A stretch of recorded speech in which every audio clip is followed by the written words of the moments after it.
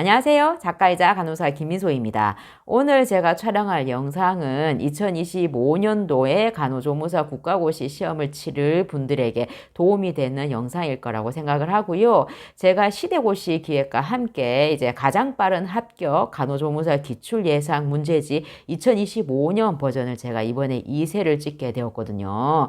그래서 가장 따끈따끈한 2024년 하반기 기출예상 문제집을 제가 한번 풀이를 해보도록 하겠습니다. 이번에 문제는 상당히 많이 어려웠죠. 저도 풀이하다 보니까 와 되게 수준이 높게 나왔다. 저도 되게 당황했거든요. 저랑 함께 한번 풀어가면서 이제 기본 개념을 한번 잡아가 보도록 하겠습니다. 제가 노트북을 보면서 제가 작업을 하다 보니까 시선이 아래로 향하고 있으니 조금 이해를 부탁드릴게요. 자, 첫 번째로 기초간호학 기호를 먼저 풀어볼 텐데 제 책을 가지고 계신 분은 이제 217페이지 한번 펴보시길 바랍니다. 1번 문제, 심장박동과 위장운동, 호흡에 관여하는 뇌의 부위를 물어보는 건데 이 문제의 포커스는 우리가 뇌에 보면 시상하부, 연수, 대뇌, 중뇌, 소뇌 여러 가지 뇌에 관할하는 부위가 되게 다르게 돼 있잖아요. 근데 심장박동, 위장운동, 호흡이라는 것은 우리가 코마, 그러니까 혼수 상태로 누워있는 환자더라도 이런 기능은 잃지 말고 계속 이제 작동이 되는 부위거든요. 그래서 생명이 계속 연장이 되는 거죠. 그래서 연수예요. 생명을 연장시키는 연수. 그죠? 연수. 그리고 이제 이 답은 연수지만 우리 시상하부라고 하면 우리가 늘 알고 계시듯이 시상하부, 항상성이라는 거죠. 항상성을 관할하는 부위는 시상하부, 항상성과 관련되는 이제 고온질환의 열사병 이런 식으로 이제 연관지어서 생각을 하셔야 되는 거죠. 항상성은 우리가 밖에 되게 추운데 정말 춥게 밖에 나가 있을 땐 정말 춥잖아요. 그래서 추워 하고 오돌돌돌 떨게 되죠. 이게 추운 환경에 내가 내 몸을 항상 온전하게 지키기 위해서 근육을 떠는 반응이 나타나거든요. 그게 항상성의 예라고 볼 수 있는 거죠. 그래서 시상하부라면 항상성 이렇게 이어서 생각을 하시길 바랍니다. 그리고 소뇌라고 하면 문제에서 대부분 이제 균형 잡는 거와 이렇게 같이 나오는 거거든요. 소뇌, 소를 소주 먹었다 이렇게 생각하시면 돼요. 소주를 먹고 되게 비틀비틀거리네, 균형을 제대로 잡지 못하네, 아 소뇌는 균형이구나 이렇게 재밌게 이제 연관을 시켜서 한번 기억을 해보세요. 이번에 디곡신 약물 효과, 디곡신과 관련된 문제는 되게 많이 나오죠.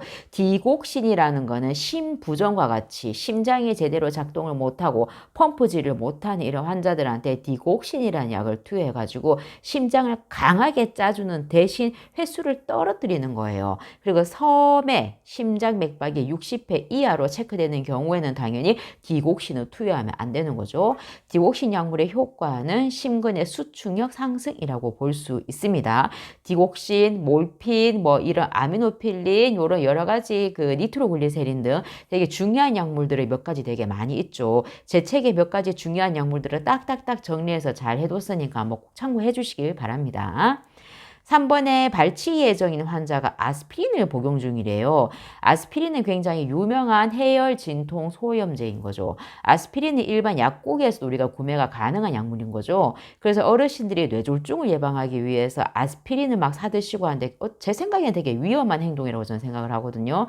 그래서 뇌졸중, 심근경색 이런 분들이 혈전이 생기는 걸 막기 위해서 피를 물키기 위해서 복용하는 약물이 아스피린 계통 약물이거든요. 이 약물은 되게 출혈을 이제 유발시킬 수가 있는 거죠. 피를 물키니까 당연히 그런 거죠.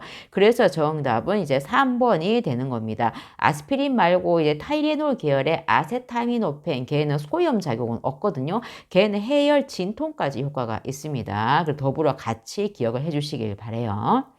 4번에 철분제를 복용하는 환자와 관련된 문제인데 철분제 문제도 상당히 되게 많이 나오죠. 철분제를 복용을 할 때는 1차적으로 대변을 검은색으로 만들 뿐더러 대변도 되게 딱딱하게 변비를 유발한다는 게 중요한 거죠. 그리고 대변도 검은색으로 이제 유발할 뿐더러 치아도 되게 검게 만든다는 거죠. 그래서 철분제를 복용할 때는 알약으로 먹는 방법도 있고 리퀴드, 액상으로 먹는 경우도 있거든요. 액상으로 먹게 되면 치아가 되게 검게 변화 다음으로 당연히 빨대를 이용해서 치아에 가급적이면 철분제가 안 달게 먹어야 된다는 거. 이게 중요한 거죠. 철분제는 가급적이면 식전에 복용을 해야 돼요. 그러니까 비타민 C와 같이 예를 들어 오렌지 주스 같은 거죠. 같이 복용하게 되면은 철분의 흡수를 도와준다. 이렇게까지 같이 다 기억을 해 주셔야 되는 거죠. 그래서 철분제 복용하는 환자에게 발생할 수 있는 거는 3번 변비가 되겠습니다. 충수염 환자에게 당연히 충수염 환자라는 거는 복강 안에 이제 장에 염증이 생긴 거죠. 이런 상태에서 따뜻한 물 주머니를 적용하게 된다면은 충수염이 더 이제 치료가 어떻게 되겠어요? 충수염이 이제 터져가지고 이게 복막염까지 유발할 수 있는 거죠. 그래서 이유도 모르게 배가 되게 아픈 환자한테는 복부에는 이제 이런 핫팩 같은 걸 대주면 안 되는 겁니다. 그래서 5번의 정답은 4번 복막염을 유발한다라는 거죠. 복막염을 유발하게 되면 이게 사망에까지 이어질 수 있는 굉장히 위험한 이제 그런 방법입니다. 그러면 절대 물주머니 하시면 안 돼요. 6번에 튜베르큘린 반응 검사가 나오는데 튜베르큘린 검사라는 거는 이제 결핵 반응 검사라고 할 수 있는 거죠. 튜베르큘린 반응 검사는 PPD라는 거를 0.1cc를 피 내에 주사하는 거죠. 우리 항생제 피부 반응 검사도 피 내에 주사인 거죠. 피 내 주사를 하여서 48 내지 72시간 이후에 얼마나 이게 부풀어 오르는지 확인하는데 10mm 이상 이게 부풀어 오르게 되면은 결핵균에 노출된 적이 있다 라고 하는 거죠. 그래서 6번의 정답은 2번 48 내지 72시간 후에 확인하는 건데 튜베르큘린 반응 검사는 예전에 내가 BCG를 접종을 했을 때도 이게 양성 반응이 있을 수가 있어요. 그래서 그런 부분은 좀 감안해서 봐야 되겠죠. 그래서 7번에 갑상선 이제 절제술을 한 환자에게 주의해서 봐야 될 점 말하는 거죠. 이제 갑상선에 뭐 암이 걸렸다. 그렇게 되면 갑상선 절제술을 할 수가 있는 거죠. 갑상선이라는 게 목에 위치하죠. 그죠? 이 수술을 하면서 이제 출혈과 부종이 생겨서 기도가 당연히 폐쇄가 될 위험이 있는 거죠. 그래서 갑상선 수술을 한 사람은 옆에 혹시라도 모르니까 기도 삭간술 CPR을 할 준비를 항상 해놔야 되는 거예요. 근데 갑상선 옆에는 회기, 후두, 신경이라고 지나가는데 이 후두 신경이 갑상선 수술하다 보면 신경이 워낙 얇다 보니까 같이 잘릴 수가 있는 거죠. 그래서 수술 중에 이 후두 신경이 손상을 당하게 되면은 말이 잘 안 나오다거나 아니면 쉰 목소리가 나오게 되므로 이런 갑상선 수술하고 난 이제 환자에게는 간호사가 계속 가서 이제 말을 일부러 걸어보는 거죠. 그래서 정답이 7번이 정답 1번이 되는 겁니다. 니트로글리세린 같은 경우는 굉장히 많이 문제에 나오는 거죠. 니트로글리세린은 협심증이 있는 환자한테 항상 이제 소지하고 다녀야 되는 거죠. 니트로글리세린은 우리가 심장에 있는 관상동맥, 심장에 영양과 산소를 공급하는 이 굵은 동맥이 어떤 이유로 인해서 좁아져서 이제 막혀서 이제 혈관에 산소가 전달이 안 됨으로 인해서 심근세포가 손상이 되는 이제 무서운 질환이 협심증, 또 더해지면 심근경색 이렇게 되는 거죠.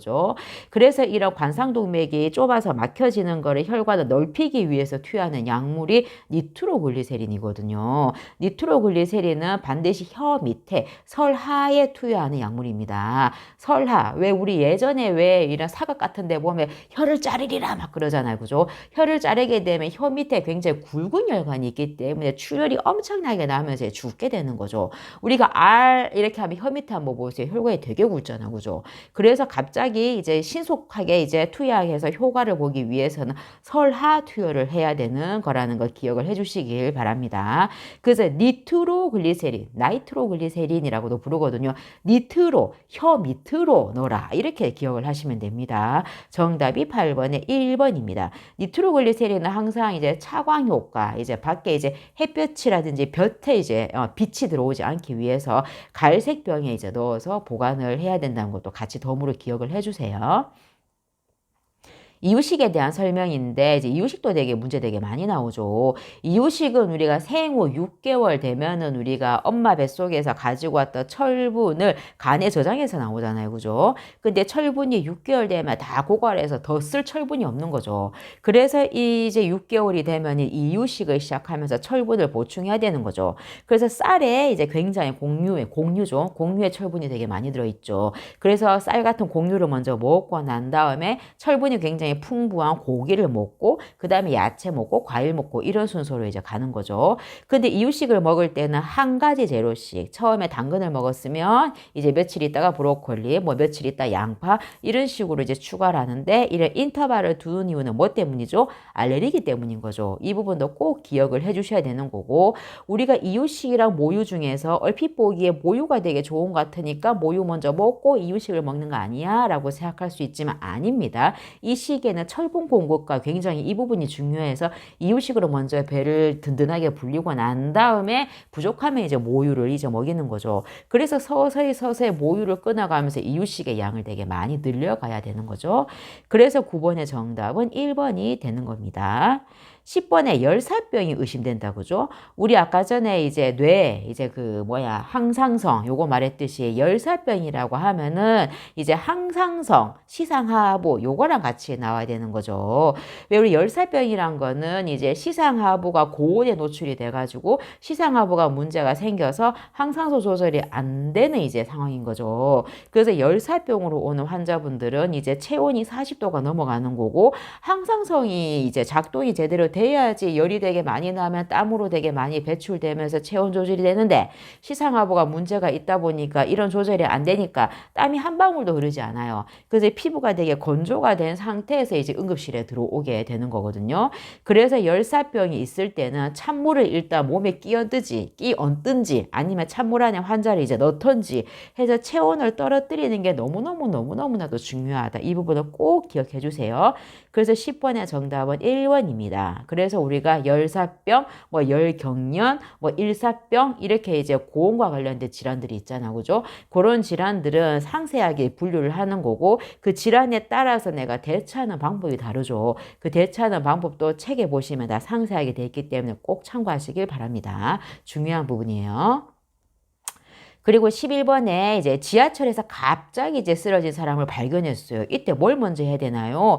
기도 뭐 확보 이런 게 먼저가 아닌 거죠. 의식 확인. 제일 먼저 여보세요? 괜찮으세요? 괜찮으세요? 하고 확인하면서 동시에 119 좀 불러주세요. 이렇게 얘기해야 되는 거죠. 정답이 그래서 2번이 되는 겁니다. 이래 CPR과 관련된 문제는 굉장히 단골 손님인 거죠. 되게 이제 많이 나오는 문제고 그만큼 우리가 시민의식으로도 이제 갖고 있어야 되는 거예요. CPR에 대한 이 방법 같은 거는. 그래서 우리가 책에서 CPR 하는 방법은 단단히 내 머릿속에 꼭 넣어서 문제가 나올 때 틀리시면 안 되십니다. 12번의 태변에 대한 설명인 거죠. 태변이란 것은 이제 아기가 이제 뱃속에 있을 때 가지고 있었던 변을 말하는 거죠. 이 태변은 태어나자마자 생후 하루 안에 대변을 싸야 됩니다. 똥을 싸야 되는데 만약 아기가 태어났는데 똥을 안 싸네? 그렇게 되면 뭐가 의심되는 거죠? 학문, 직장, 기형. 학문이랑 직장이 이어지지 않았는 기형이 있는지 이제 의심할 수가 있는 거예요. 그러면 태변의 양상이 색깔이 어떠냐? 색깔은 되게 타르 색깔, 되게 검은 색깔이거든요. 찐득찐득하고 냄새가 전혀 나지 않아요. 이제 아기가 태어나서 영양분 이런 거 먹지 않았기 때문에 뭐 냄새가 날 게 없는 거죠.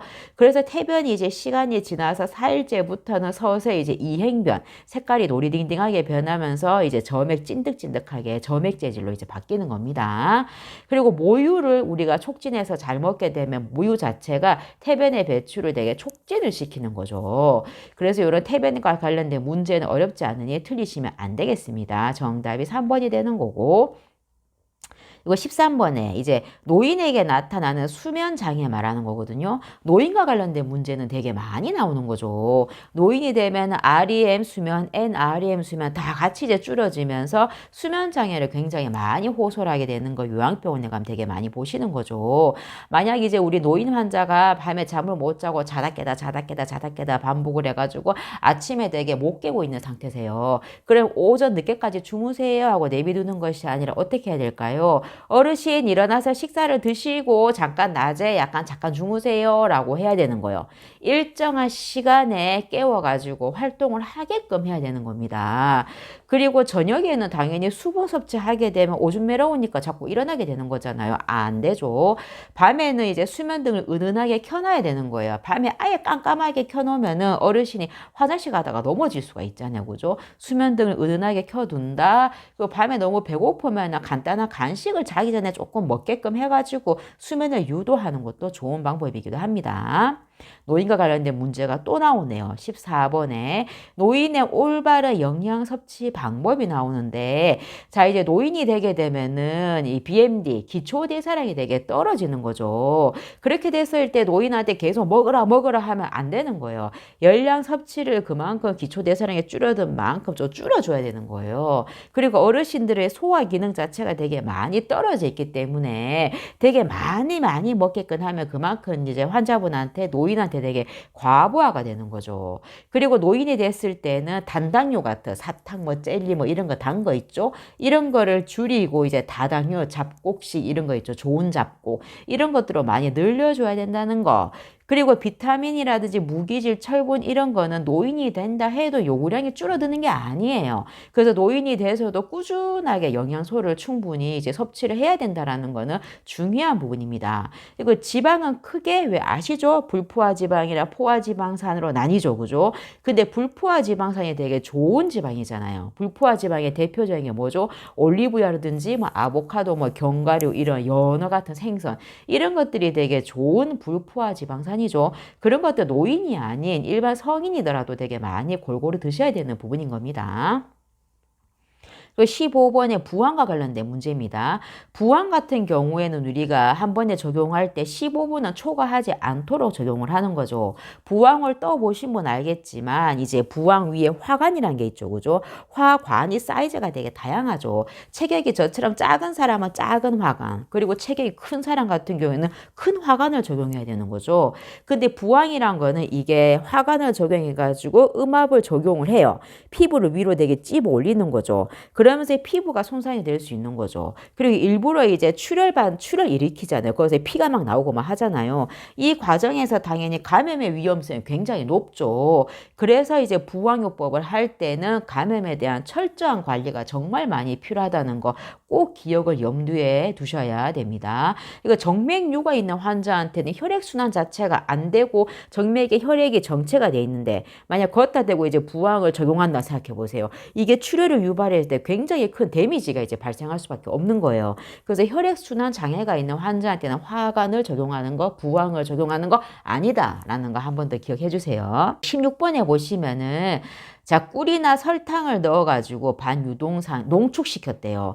왜 우리가 뭐 정관장 같은 거 있잖아요. 정관장 보면 이제 이렇게 뭐 떠가지고 이제 끓는 물에 태워 먹는 거 있죠. 이것들이 다 보면은 요런 이제 식의 한약 제형이거든요. 뭐겠어요? 여기 4번에 나오는 고제잖아요. 고제. 근데 탕제 같은 경우에는 우리가 이제 급성기 질환, 우리말로 치면은 되게 이제 신속하게 환자분한테 효과를 주기 위해서 중병의 환자, 급성질환 환자한테 이런 파우치로 되어 있는 이제 물 한약 있자. 그죠? 그거를 이제 주는 게 탕제라고 하는 거고, 산제라는 거는 가루약을 말하는 거예요. 이때만 산임에 머리를 산발한다, 막 이때 산입니다. 머리 산발한다가 뭐예요? 되게 흐트러뜨린다, 막 이런 말이잖아요. 흐트러진 가루, 이런 말을 하는 겁니다. 환제라는 건 동글동글한 모양의 환 알죠? 환. 이거 환약을 말하는 거고, 주제라는 건 주가 술주자를 말하는 거예요. 뭐 주정뱅이 이런 것처럼. 그래서 술에 약재를 담궈 놨다가 약재 찌꺼기를 버리고 이제 마시는 약주 이런 걸 말하는 거죠. 그래서 정답은 16번에는 고제를 말하는 거예요. 17번에 충치의 깊이를 측정한다. 그죠? 우리가 이빨이 되게 많이 아플 때 치과를 가잖아요. 그럼 어느 정도 썩어 들어갔는지 이제 보기 위해서 왜 뾰족한 걸 막 쑤셔 넣어서 막 찌르잖아요. 생각만 해도 되게 아프죠. 그죠? 정답이 17번 1번에 탐침. 탐이 탐험한다. 침 뾰족한 거 가지고 얼마나 깊게 이제 들어가는지 탐험한다. 이렇게 생각을 하면 되는 거죠. 탐침이라는 거 기억을 해 주시고요. 그 다음에 18번 임산부가 느끼는 되게 불편감에 대한 간호가 나오죠. 이런 문제도 되게 자주 나오는 거죠. 자, 이제 임산부라고 하면은 1번처럼 이제 오랫동안 서 있어야 되면은 혈액순환 자체가 되게 안 될 뿐더러 그래서 요통도 발생하는 거고 정맥류도 발생할 위험이 굉장히 많이 높죠. 그래서 이제 이때는 오랫동안 서 있는 뭐 강사라든지 이러신 분들은 무게를 이제 분산을 시켜야 되는 거죠. 그래서 한쪽 다리를 발판 위에 올려두고 있거나 기댈 수 있는 의자에 앉아서 중간중간 계속 휴식을 취해줘야 되는 거죠. 이번에 가슴 아리 같은 경우 있는 이유가 우리가 임신 유지 호르몬이 뭐죠? 기억하셔야죠. 프로게스테론이잖아요. 프로게스테론이 나왔을 때 프로게스테론은 이제 임신을 유지도 시켜주지만 중요한 건 근육을 이완시키는 호르몬이에요. 왜 근육을 이완시켜야 되냐? 자궁도 근육이잖아요. 그죠? 이 자궁이 이만큼 늘어나기 위해서 이완이 돼야 되잖아요. 근데 자궁만 이완시키는 게 아니에요. 모든 몸에 있는 근육이랑 근육을 다 이완시키기 때문에 임산부가 갖가지 여러 가지 문제점을 이제 발생을 하는 거죠. 그래서 가슴앓이라는 거는 이제 위와 식도가 이어지는 그 부분이 분문괄약근이죠. 분문괄약 근육이 이게 이완이 되면서 안에 있는 신물이 올라오는 거예요. 그래서 가슴앓이를 이제 호소하는 거고, 그래서 이제 뭐 소장, 위, 뭐 이런 대장이라든지 모든 근육의 이제 운동 자체가 떨어지면서 소화도 불량이 있어. 그리고 이제 근육 운동이 안 되니까 뭐야? 변비도 생기고, 그래 갖가지 문제가 생기는 거죠. 3번에 보시면 정맥류가 있다. 정맥류가 있다 그러면 무릎까지 덮이는 스타킹 이런 걸 신겨가지고 혈액순환을 촉진을 시켜야 되는 거죠. 그리고 이제 4번에 보시면 빈뇨가 만약 있어요. 자궁이 되게 많이 이제 그 배가 되게 많이 늘어나는 거죠. 그죠? 많이 커지죠. 그러면서 이제 방광을 누르면서 이게 소변이 되게 많이 매렵게 되는 거죠. 빈뇨가 있으면 당연히 밤에 수분 섭취를 가급적이면 줄여야 되는 거죠. 밤에 계속 깨게 되잖아요. 노인과 이제 노인의 수면요법에도 똑같이 그렇게 나왔죠. 그죠? 노인도 밤에 오줌 매러워서 깨는 거를 막기 위해서 야간에 수분 섭취를 피하도록 했었잖아요. 자, 19번에 보시면 영양소에 대한 이제 설명을 나왔습니다. 19번의 정답은 우리가 2번이거든요. 자, 단백질과 관련된 문제는 되게 많이 문제 나오죠. 단백질, 우리가 머리부터 발끝까지 모든 세포란 세포의 이제 구성, 기본 성분은 뭐예요? 단백질이잖아요, 단백질. 그래서 단백질, 우리가 근육을 키우기 위해서 먹는 것도 뭐예요? 단백질 쉐이크 막 이런 거 먹잖아요. 그래서 수술 후에 환자, 욕창 치료 환자, 뭐 아니면 되게 화상 환자라든지 이런 세포 조직이 되게 많이 이제 생겨야 되는 이런 사람들은 당연히 고단백 식사를 먹어야 되는 거죠. 자, 1번 같은 경우는 왜 우리가 뇌세포 있죠? 뇌세포. 뇌세포 같은 경우는 유일하게 탄수화물에 있는 포도당만 에너지를 사용을 해요. 그래서 우리가 되게 하루 종일 굶었어. 배가 너무 고파. 이럴 때는 머리도 어지럽고 멍하고 집중력이 이제 흐트러지잖아요. 그죠?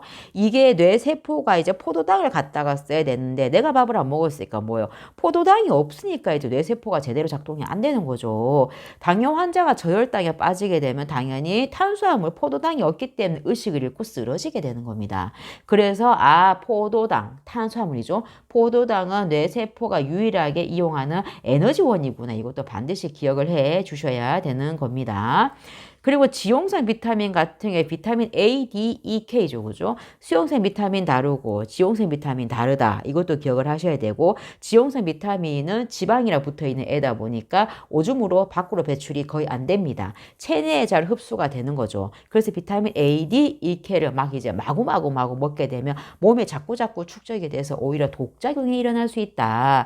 그리고 비타민은 이제 A, D, E, K도 있을 뿐더러 C도 있고 A도 있고 여러 가지 비타민이 있는데 이 비타민들은 이게 생명을 유지하는 데 굉장히 필수적인 성분이에요.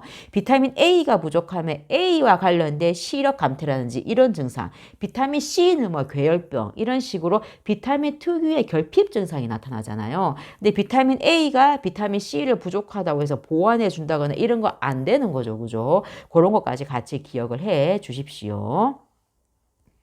그리고 고혈압 환자 식이요법이죠. 이제 고혈압 환자, 만성신부전 환자, 또 뭐 간이 안 좋은 환자, 여러 가지 환자별로 식이요법이 책에도 있죠. 제 책에도 되게 정리를 잘 해놨으니까네. 이제 각 질환에 맞는 식이요법을 유념해서 기억을 하셔야 되는 거고, 20번의 정답은 3번이거든요. 자, 고혈압 환자 같은 경우에는 고혈압 환자든 신장에 문제 있는 환자든 간에 있는 환자든 간에 모든 이제 질환에서는 다 저염식이를 먹어야 되는 거예요. 정말 나트륨이 몸에 부족해가지고 나트륨을 소금을 좀 더 드세요. 이게 아니고서는 기본적으로 저염식이라는 거.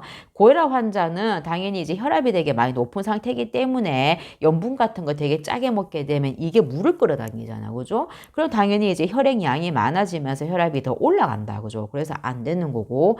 이번에 이제 퓨린 제한 시간에 퓨린이라 그러면 통풍이 딱 나와야 되는 거예요. 고혈압이랑 관련이 없다라는 거 기억을 해 주십시오. 거죠.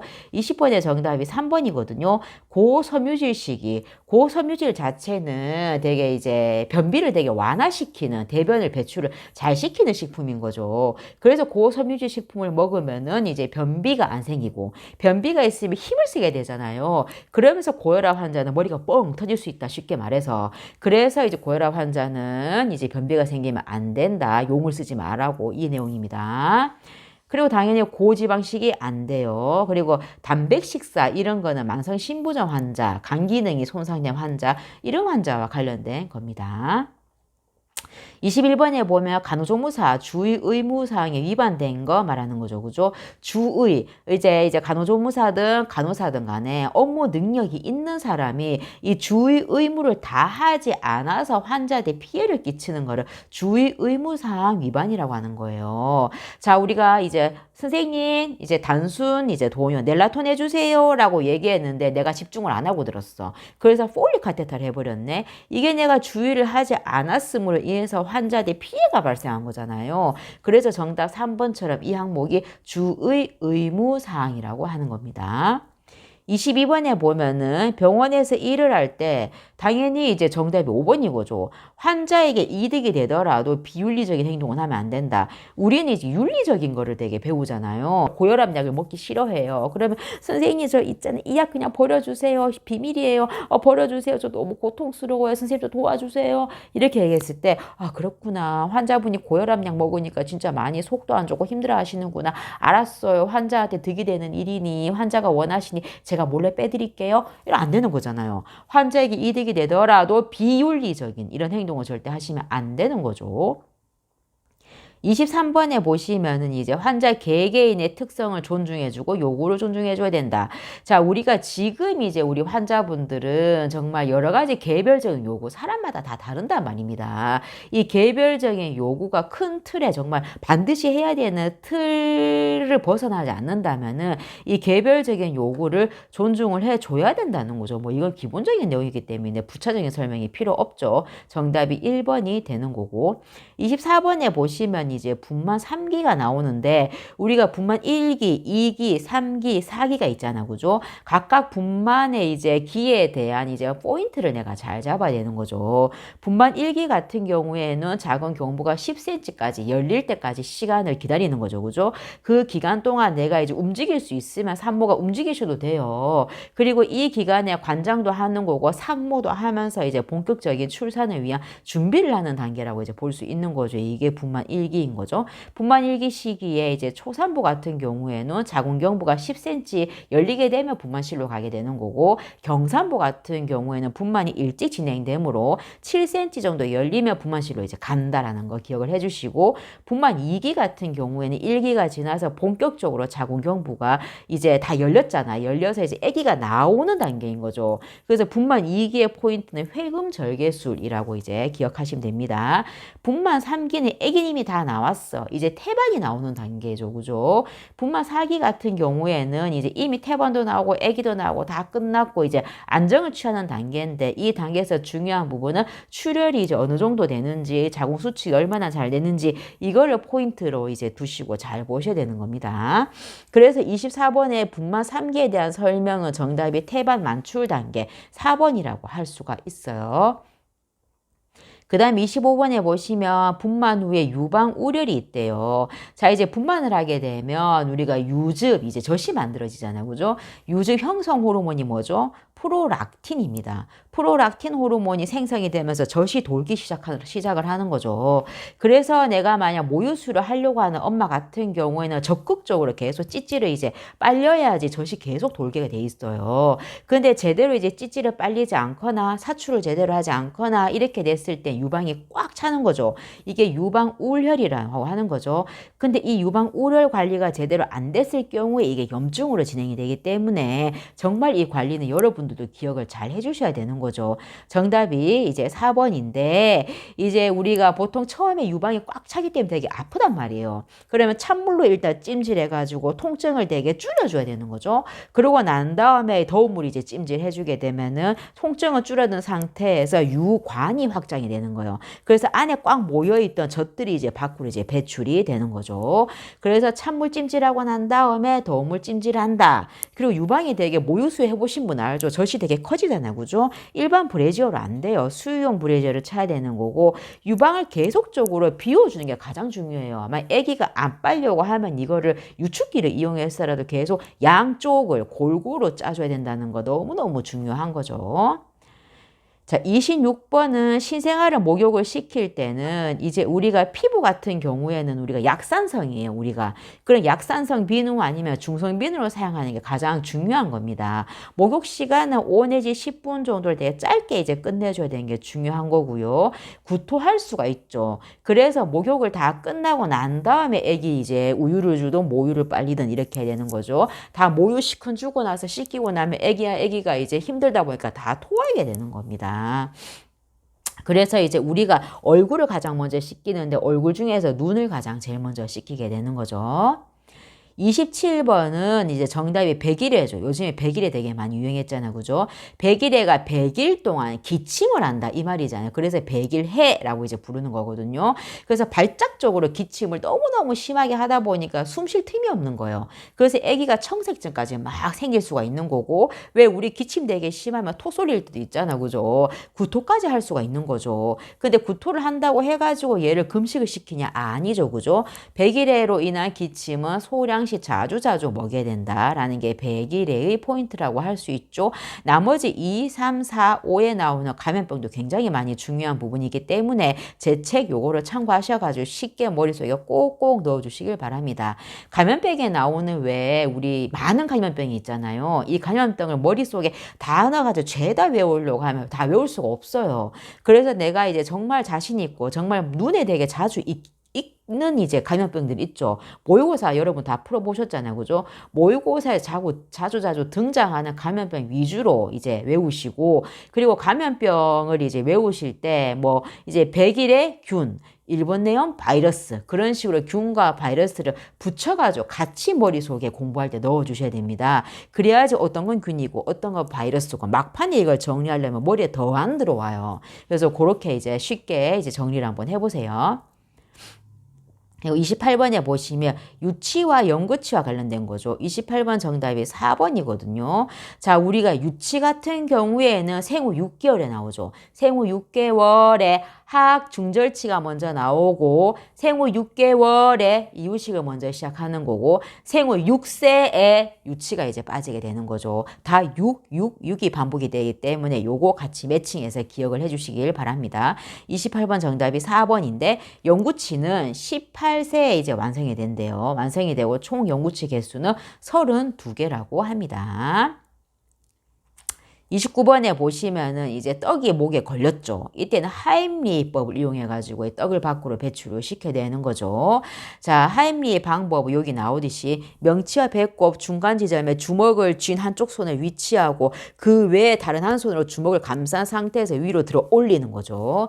이게 29번 정답 1번이고 30번은 이제 낙상을 유발하는 원인으로 가장 거리가 먼 것이라고 나왔어요. 정답이 5번이죠. 우리가 이제 낙상 사고가 일어나는 거는 옛날에 이제 낙상의 경험이 있었던 사람이 더 많이 생기는 거죠. 왜냐면은 왜 이 사람이 이제 만약 노인이라고 치면은 이 환자가 낙상이 생길 수 있는 뭐 여러 환경들이 있겠죠. 막 카페트가 깔려 있거나 아니면 침대가 높다거나 아니면 이제 어지럼증을 느낄 수 있는 약을 복용한다거나 이런 이제 원인들이 제대로 이제 개선이 안 되고 나서는 낙상이 한번 생긴 사람은 또 생길 수 있는 리스크가 높을 수밖에 없는 거죠. 그래서 고혈압 약물을 복용하는 사람 대표적으로 고혈압 약물 혈압을 떨어뜨리는 약물이잖아요. 그럼 당연히 혈압이 떨어지면서 어지럼증도 같이 발생하는 문제가 있는 거죠. 그리고 배뇨장애, 소변이 되게 빈뇨가 되게 자주 있는 사람 같은 경우에 자주 화장실에 가게 되면 그만큼 넘어질 수 있는 유발하는 원인도 되게 높아지는 거고 시력장애가 있으면 당연히 눈에 침침하게 잘 안 보이게 되면 넘어질 수가 있는 위험성이 높아지는 거죠. 31번은 우리가 환자에 대해서 내가 치료를 하고 환자에 대해서는 간호 계획을 하고 뭘 해야 될까? 뭐 어떤 치료가 필요할까? 할 때 가장 기초적인 자료는 뭐다? 바이탈 사인이에요. 혈압, 뭐 맥박 뭐 이런 것들 말하는 거죠. 그래서 우리가 이제 취직하게 되면 바이탈을 하루에도 환자한테 2번 잴 때도 있고 3번 잴 때도 있고 막 그러거든요. 바이탈은 너무너무 중요하다. 그래서 정답이 1번이라는 거. 32번에 보시면 임종간호가 나옵니다. 임종간호 같은 경우에는 우리가 사후에 돌아가시고 난 다음에 베개를 작은 베개를 뒤에 고여줘야 돼요. 이게 사후 시반을 예방하기 위해서인데 사후 시반이란 거는 왜 우리가 죽은 채 누워있잖아요. 있으면 혈액이 순환이 안 되잖아요. 그 혈액이 혈관에 고여있게 되는 거죠. 그죠? 그러면 이제 누워있는 밑에 바닥에 있는 쪽은 이제 혈액이 고이게 되면서 이게 짙은 자줏빛깔로 이제 시퍼렇게 먹는 것처럼 딱 고이게 되는 거죠. 그래서 이제 우리가 작은 베개조차도 안 고여주고 그대로 있으면은 이게 사후 시반이 생기면서 얼굴 쪽도 푸르딩딩하게 바뀌게 되는 거예요. 그래서 이거를 좀 그나마 좀 완화시키기 위해서 작은 베개를 고여줘서 이걸 좀 올려주라는 거죠. 그래서 사후에는 작은 베개를 대주라라는 게 있습니다. 마지막까지 남아있는 것은 시각이 아니라 청각이에요. 청각. 그래서 우리가 돌아가시는 그 순간까지 옆에서 이제 간호사든 간호조무사든 보호자든 간에 말하는 걸 되게 조심해야 될 필요가 있습니다. 그리고 사후에는 의치를 꼭 착용을 해야 돼요. 의치를 하던 사람이 의치를 빼버리잖아요. 그럼 입을 이렇게 벌린 채로 강직이 되는 거예요. 그 사후에는 의치를 착용하자라는 거 나옵니다. 파묘 그 영화에 보면은 왜 우리가 이제 어떤 아이가 왜 할머니 이제 틀니를 빼가지고 할머니 틀니 갖고 있었다 뭐 이런 내용도 나오잖아요. 막 그래서 할머니 틀니 끼워줘라 뭐 이런 내용이 관에서 이제 뺀 할머니 시체. 그래서 그거를 생각이 갑자기 나네요. 그 사후에도 그렇게 그 파묘에 나오는 그 영화처럼 의치를 꼭 착용을 해줘야 됩니다. 33번에 보시면 이제 뭐 진전, 강직, 표정 없는 얼굴 이게 이제 특징적인 게 파킨슨 병이거든요. 파킨슨 병 같은 경우에는 뇌에서 도파민이 분비가 돼야 되는데 이 도파민을 생성하는 이 기능이 되게 문제가 생겨가지고 포인트는 운동 질환이 문제가 생기는 거예요. 운동에 문제가 생기는 거예요. 그래서 이제 운동이 제대로 안 된다. 그러므로 인해서 얼굴도 모두 얼굴 근육이 이제 운동과 관련된 거예요. 우리가 웃고 울고 이런 것도 다 근육이 운동하기 때문에 그런 거죠. 근데 이런 운동 기능이 떨어지니까 마치 표정 없는 얼굴로 이제 화난 얼굴처럼 되는 거고 운동하는 걷는 기능이 잘 안 되니까 보행 장애가 있어가지고 덜덜덜덜덜 이제 끄는 듯한 이제 그런 모습이 되는 거고 그리고 파킨슨 환자는 진전 강직이 굉장히 주된 특징이거든요. 가만히 있을 때 계속 이렇게 덜덜덜덜 떨게 되는 거예요. 덜덜덜덜 떨다가 뭐 숟가락을 쥐어지면 숟가락 쥐고 있을 때도 가만히 있다가 또 다시 덜덜덜덜 떨다가 서서히 퇴행이 되면서 뻣뻣하게 강직이 돼서 아무것도 못하게 되고 누워있는 경우가 되게 되는 거죠. 이게 파킨슨 질환의 주된 증상이라고 보시면 됩니다. 그래서 2번이 정답이고 34번에 보면 체액과 혈액에 대한 설명이 나오죠. 정답이 이제 3번인데 우리 사람의 이제 체중의 70% 가까이는 수분으로 이루어졌어요. 이 수분 안에는 다양한 전해질도 있고 다양한 유기물질도 다 섞여져 있는 거죠. 그래서 우리가 항상 이제 하루에 2리터 정도의 수분을 항상 보충을 해야 된다는 말이에요. 우리 몸의 체중이 70%가 수분으로 유지가 돼 있기 때문에 그런 겁니다. 이번에 보시면 우리는 체액이란 게 세포 내액과 세포 외액으로 구분되어 있어요. 우리 몸의 세포 외액은 3분의 1이고 대부분이 세포 내액이라고 하는 거예요. 세포. 우리 몸은 세포가 아닌 것이 없는 거죠. 그죠? 세포가 꽉 들어차 있는 거죠. 그러니까 당연히 세포 안에 있는 세포 내액이 많을 수밖에 없는 거잖아요. 세포 외액이라는 거는 세포와 세포 사이에 흐르는 물이라고 생각하면 되는 거예요. 그래서 세포 내액이 많구나. 세포 외액은 3분의 1 정도로 세포 내액보다 적구나. 세포 내에는 칼륨이라는 전해질이 풍부해요. 세포 외액, 밖에 흐르는 물에는 나트륨이 풍부해요. 이거는 외워야 되는 부분인 거죠. 그래서 34번 정답이 이제 3번이 이제 되는 겁니다. 자, 우리가 혈액 같은 경우에는 혈장과 혈구로 나누잖아요. 저 결국 백혈구, 혈소판은 혈구에 들어가는 거고 혈장이라는 거는 대부분이 물이죠. 물, 혈장, 단백질 뭐 이런 것들로 구성이 돼 있죠. 35번에 보시면 간호조무사가 청결한 병동 환경을 위해서 해야 되는 거. 자, 4번이죠. 왜 우리가 집에서도 왜 청소할 때 창문을 먼저 청소하고 바닥을 청소하잖아요. 왜냐하면 높은 곳에 있는 걸 청소하다 보면 높은 곳에 있는 먼지 뭐 이런 게 막 떨어지잖아요. 그죠? 그래서 마지막에 바닥을 깨끗하게 청소를 하는 거죠. 병원도 똑같아요. 높은 곳을 먼저 청소하고 바닥을 청소하는데 바닥에 빗질하지 않고 물걸레질을 하는 거죠. 왜냐면 밑에 떨어진 모든 것들이 공기 중에 떠다니면서 환자들한테 들어가면 안 되는 거죠. 1번처럼 고무 제품 같은 경우에는 이제 찬물에 먼저 헹궈야 돼요. 찬물에 먼저 헹구고 난 다음에 이제 더운 물로 씻어야 된다. 처음부터 더운 물로 하게 되면 고무 제품은 변형이 있을 수 있기 때문에 그런 거예요. 또 이제 변형이 생길 수 있기 때문에 고무 제품은 뭐 햇볕에 직사광선이 있는데 말리면 안 되고 그늘에 말려야 된다라는 거죠. 그리고 혈액이란 거는 단백질이 대부분이죠. 혈구세포가 많으니까. 단백질이 되게 많은데 단백질은 이제 뜨거운 물과 만나면 굳어버리잖아요. 왜 계란 삶으면 계란이 굳어지듯이. 그래서 우리가 피가 만 여기 묻었어. 그렇게 되면 얘는 찬물에 먼저 헹궈야 됩니다. 뜨거운 물과 이제 합쳐지게 되면 때가 이제 피가 잘 안 집니다. 그리고 이제 물품은 이제 5번에 나오듯이 소독한 날짜가 최근에 거라면 뒤로 가게 하는 거죠. 왜 편의점 가면 우유 유통기한 이제 그 늦게 이제 공장에서 나온 거는 당연히 제일 신선한 거잖아요. 걔가 제일 뒤에 가 있잖아요. 똑같은 거예요. 물품은 소독한 날짜가 최근에 것일수록 앞에 두면 안 되고 어디 뒤로 가게 한다. 예전에 소독한 거 먼저 빨리빨리 소진을 해야 되는 거잖아. 그쵸? 이제 보건간호학 개요에 들어가겠습니다. 자, 우리나라 공공부조 형태 중에서 소득을 보장하는 거. 자, 공공부조라는 거는 저소득 계층의 최저 생활을 보장하기 위한 제도입니다. 국가가 전액 거의 부담을 하는 거죠. 의료 보장과 소득 보장으로 나눈 거예요. 의료 보장이란 거는 의료 뭐 1급, 2급으로 나뉘는데 그 구분이 중요한 게 아닌 거예요. 의료 급여는 이 소득이 없는 사람들도 병원에 와서 당연히 의료를 받을 수가 있어야 되잖아요. 이게 의료급여인 거고, 소득보장이란 거는 기초생활보장이라고 해가지고 이제 뭐 학교의 입학금이라든지 학교 수업료, 뭐 출산과 이제 장례비 같은 지원금, 뭐 주거급여 지원금, 세금 혜택 뭐 이런 것들을 말하는 거죠. 그래서 36번에 이제 정답은 1번이 되는 겁니다. 기초생활보장이 되는 거예요. 37번에 보시면은 1차 보건의료 특성은 되게 중요한 거라서 되게 기억을 되게 잘 하셔야 되는 거죠.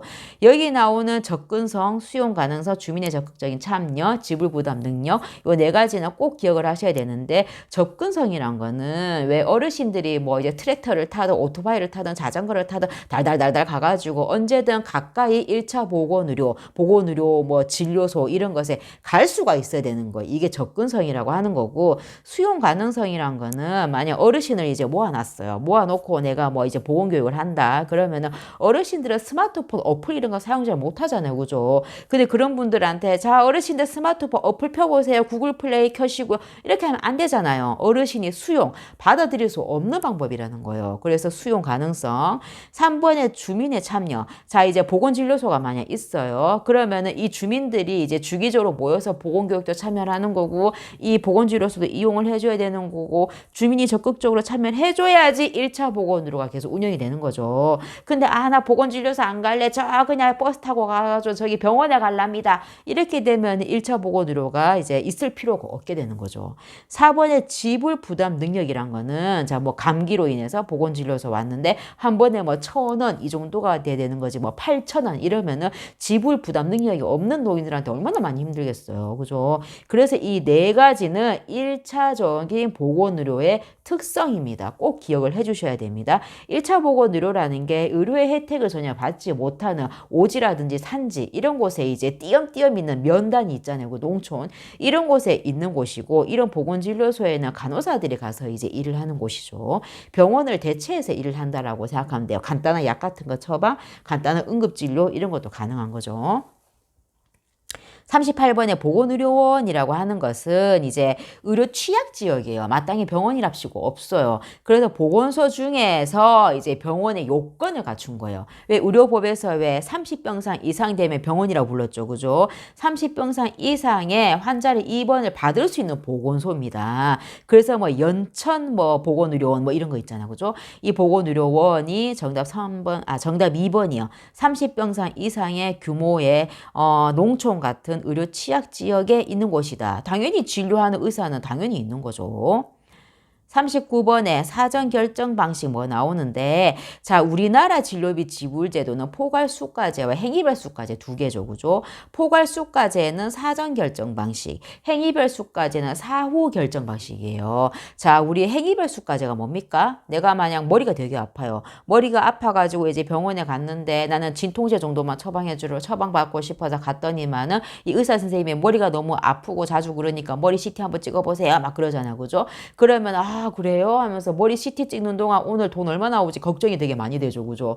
이게 사후 결정 제도예요. 사라는 게 모든 일이 다 벌어지고 난 다음에, 모든 처치가 다 벌어지고 난 다음에, 그 다음에 돈 내는 거잖아요. 그래서 이게 행위별수가제인 거죠. 그래서 이제 포괄수가제라는 건 사전 결정 방식이에요. 예를 들어, 제왕절개 수술이 사전 결정 방식이죠. 포괄수가제죠. 그죠?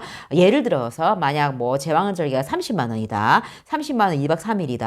그러면은 내가 알고 있단 말이야. 아, 내가 제왕절개 수술하러 가면은 30만 원 정도면 대충 해결되겠구나. 알고 있기 때문에 불안하지가 않는 거예요. 이게 포괄수가제의 장점이라고 할 수 있죠. 그 정답이 1번이 되는 겁니다. 그래서 이런 진료비 지불제도는 우리가 다 하나같이 다 기억을 하고 계셔야 되는 거예요. 우리나라에서 특히하는 이 형태는 당연히 기억을 하셔야 되는 거고.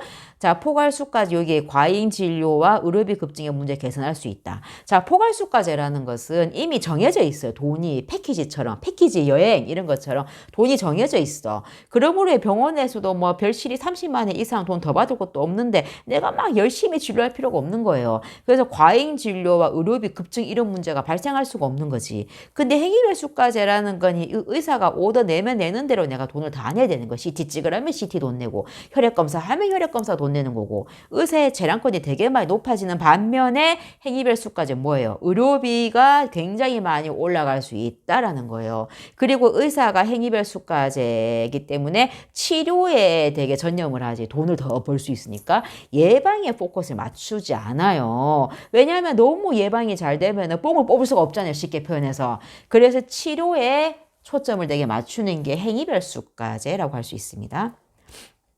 40번에 교육 시작 전에 뭐 나오는데, 자, 교육이 시작을 하잖아요. 어떤 내가 보건교육을 하기 위해서 대상자의 지식 수준을 파악하는 게 진단평가라고 하거든요. 자, 예를 들어 우리 여기 만약 이제 위암 환자를 내가 모아놨어요. 자, 우리 여러분들 위암 환자를 위해서 내가 영양교육을 내가 하려고 해요. 자, 이제 위암 환자들한테 있을 수 있는 덤핑 증후군 어떻게 여러분들 알고 계시나요? 라고 물어보는 게 진단평가예요. 아, 네, 덤핑 증후군 알아요. 그거는 뭐 이거저거잖아요. 그러면 여기 앉아 계시는 많은 분들이 위암 환자와 관련된 덤핑 증후군을 뭐 너무나도 잘 알고 계시구나. 그러면 내가 덤핑 증후군에 대한 설명을 좀 건너뛰어도 되겠네. 라고 알 수가 있어요. 근데 물어봤는데 아무것도 모르네. 1도 모르네. 그럼 하나부터 열까지 다 알려줘야 되겠구나. 라고 되는 거죠. 이게 진단평가라고 하는 겁니다. 그리고 형성평가라는 거는 뭐죠? 우리 학교로 치면은 쪽지 시험과 같은 거죠. 그죠? 중간중간에 이제 얼마나 이제 공부를 잘하고 있나, 얼마나 잘 교육이 형성되어 가고 있나, 이게 형성평가라고 하는 거예요. 총괄평가라는 건 한 학기 끝나고 기말고사 이런 개념을 말하는 거고, 절대평가라는 거 여러분들이 국가고시 치는 거 이게 절대평가잖아요. 뭐 80점 이하는 뭐 떨어졌어. 뭐 60점 이하는 불합격 이런 거. 절대적인 기준이 있는 거죠. 상대평가라는 건 상대적인 거예요. 내가 만약 면접을 보러 갔는데 내가 그 해에 내가 빡세게 공부를 되게 열심히 했고 면접 준비 되게 빡세게 했어. 하지만 나보다 더 열심히 한 사람이랑 내가 재수없게 면접을 같이 들어가게 됐네? 난 떨어지는 거죠. 그죠? 이게 그래서 다른 사람에 의해서 내 점수가 결정이 돼버리는 거예요. 이게 상대평가라는 거. 자, 41번 군집독이란 거는 이제 이거는 CO2, 이산화탄소와 관련된 거죠. 지하철을 탔을 때 왜 아침에 서울에 보면 지하철 이빠이 사람 막 탔을 때 토 쏠리는 기분 늘죠. 토 쏠리고 어지럽고 쓰러질 것 같아.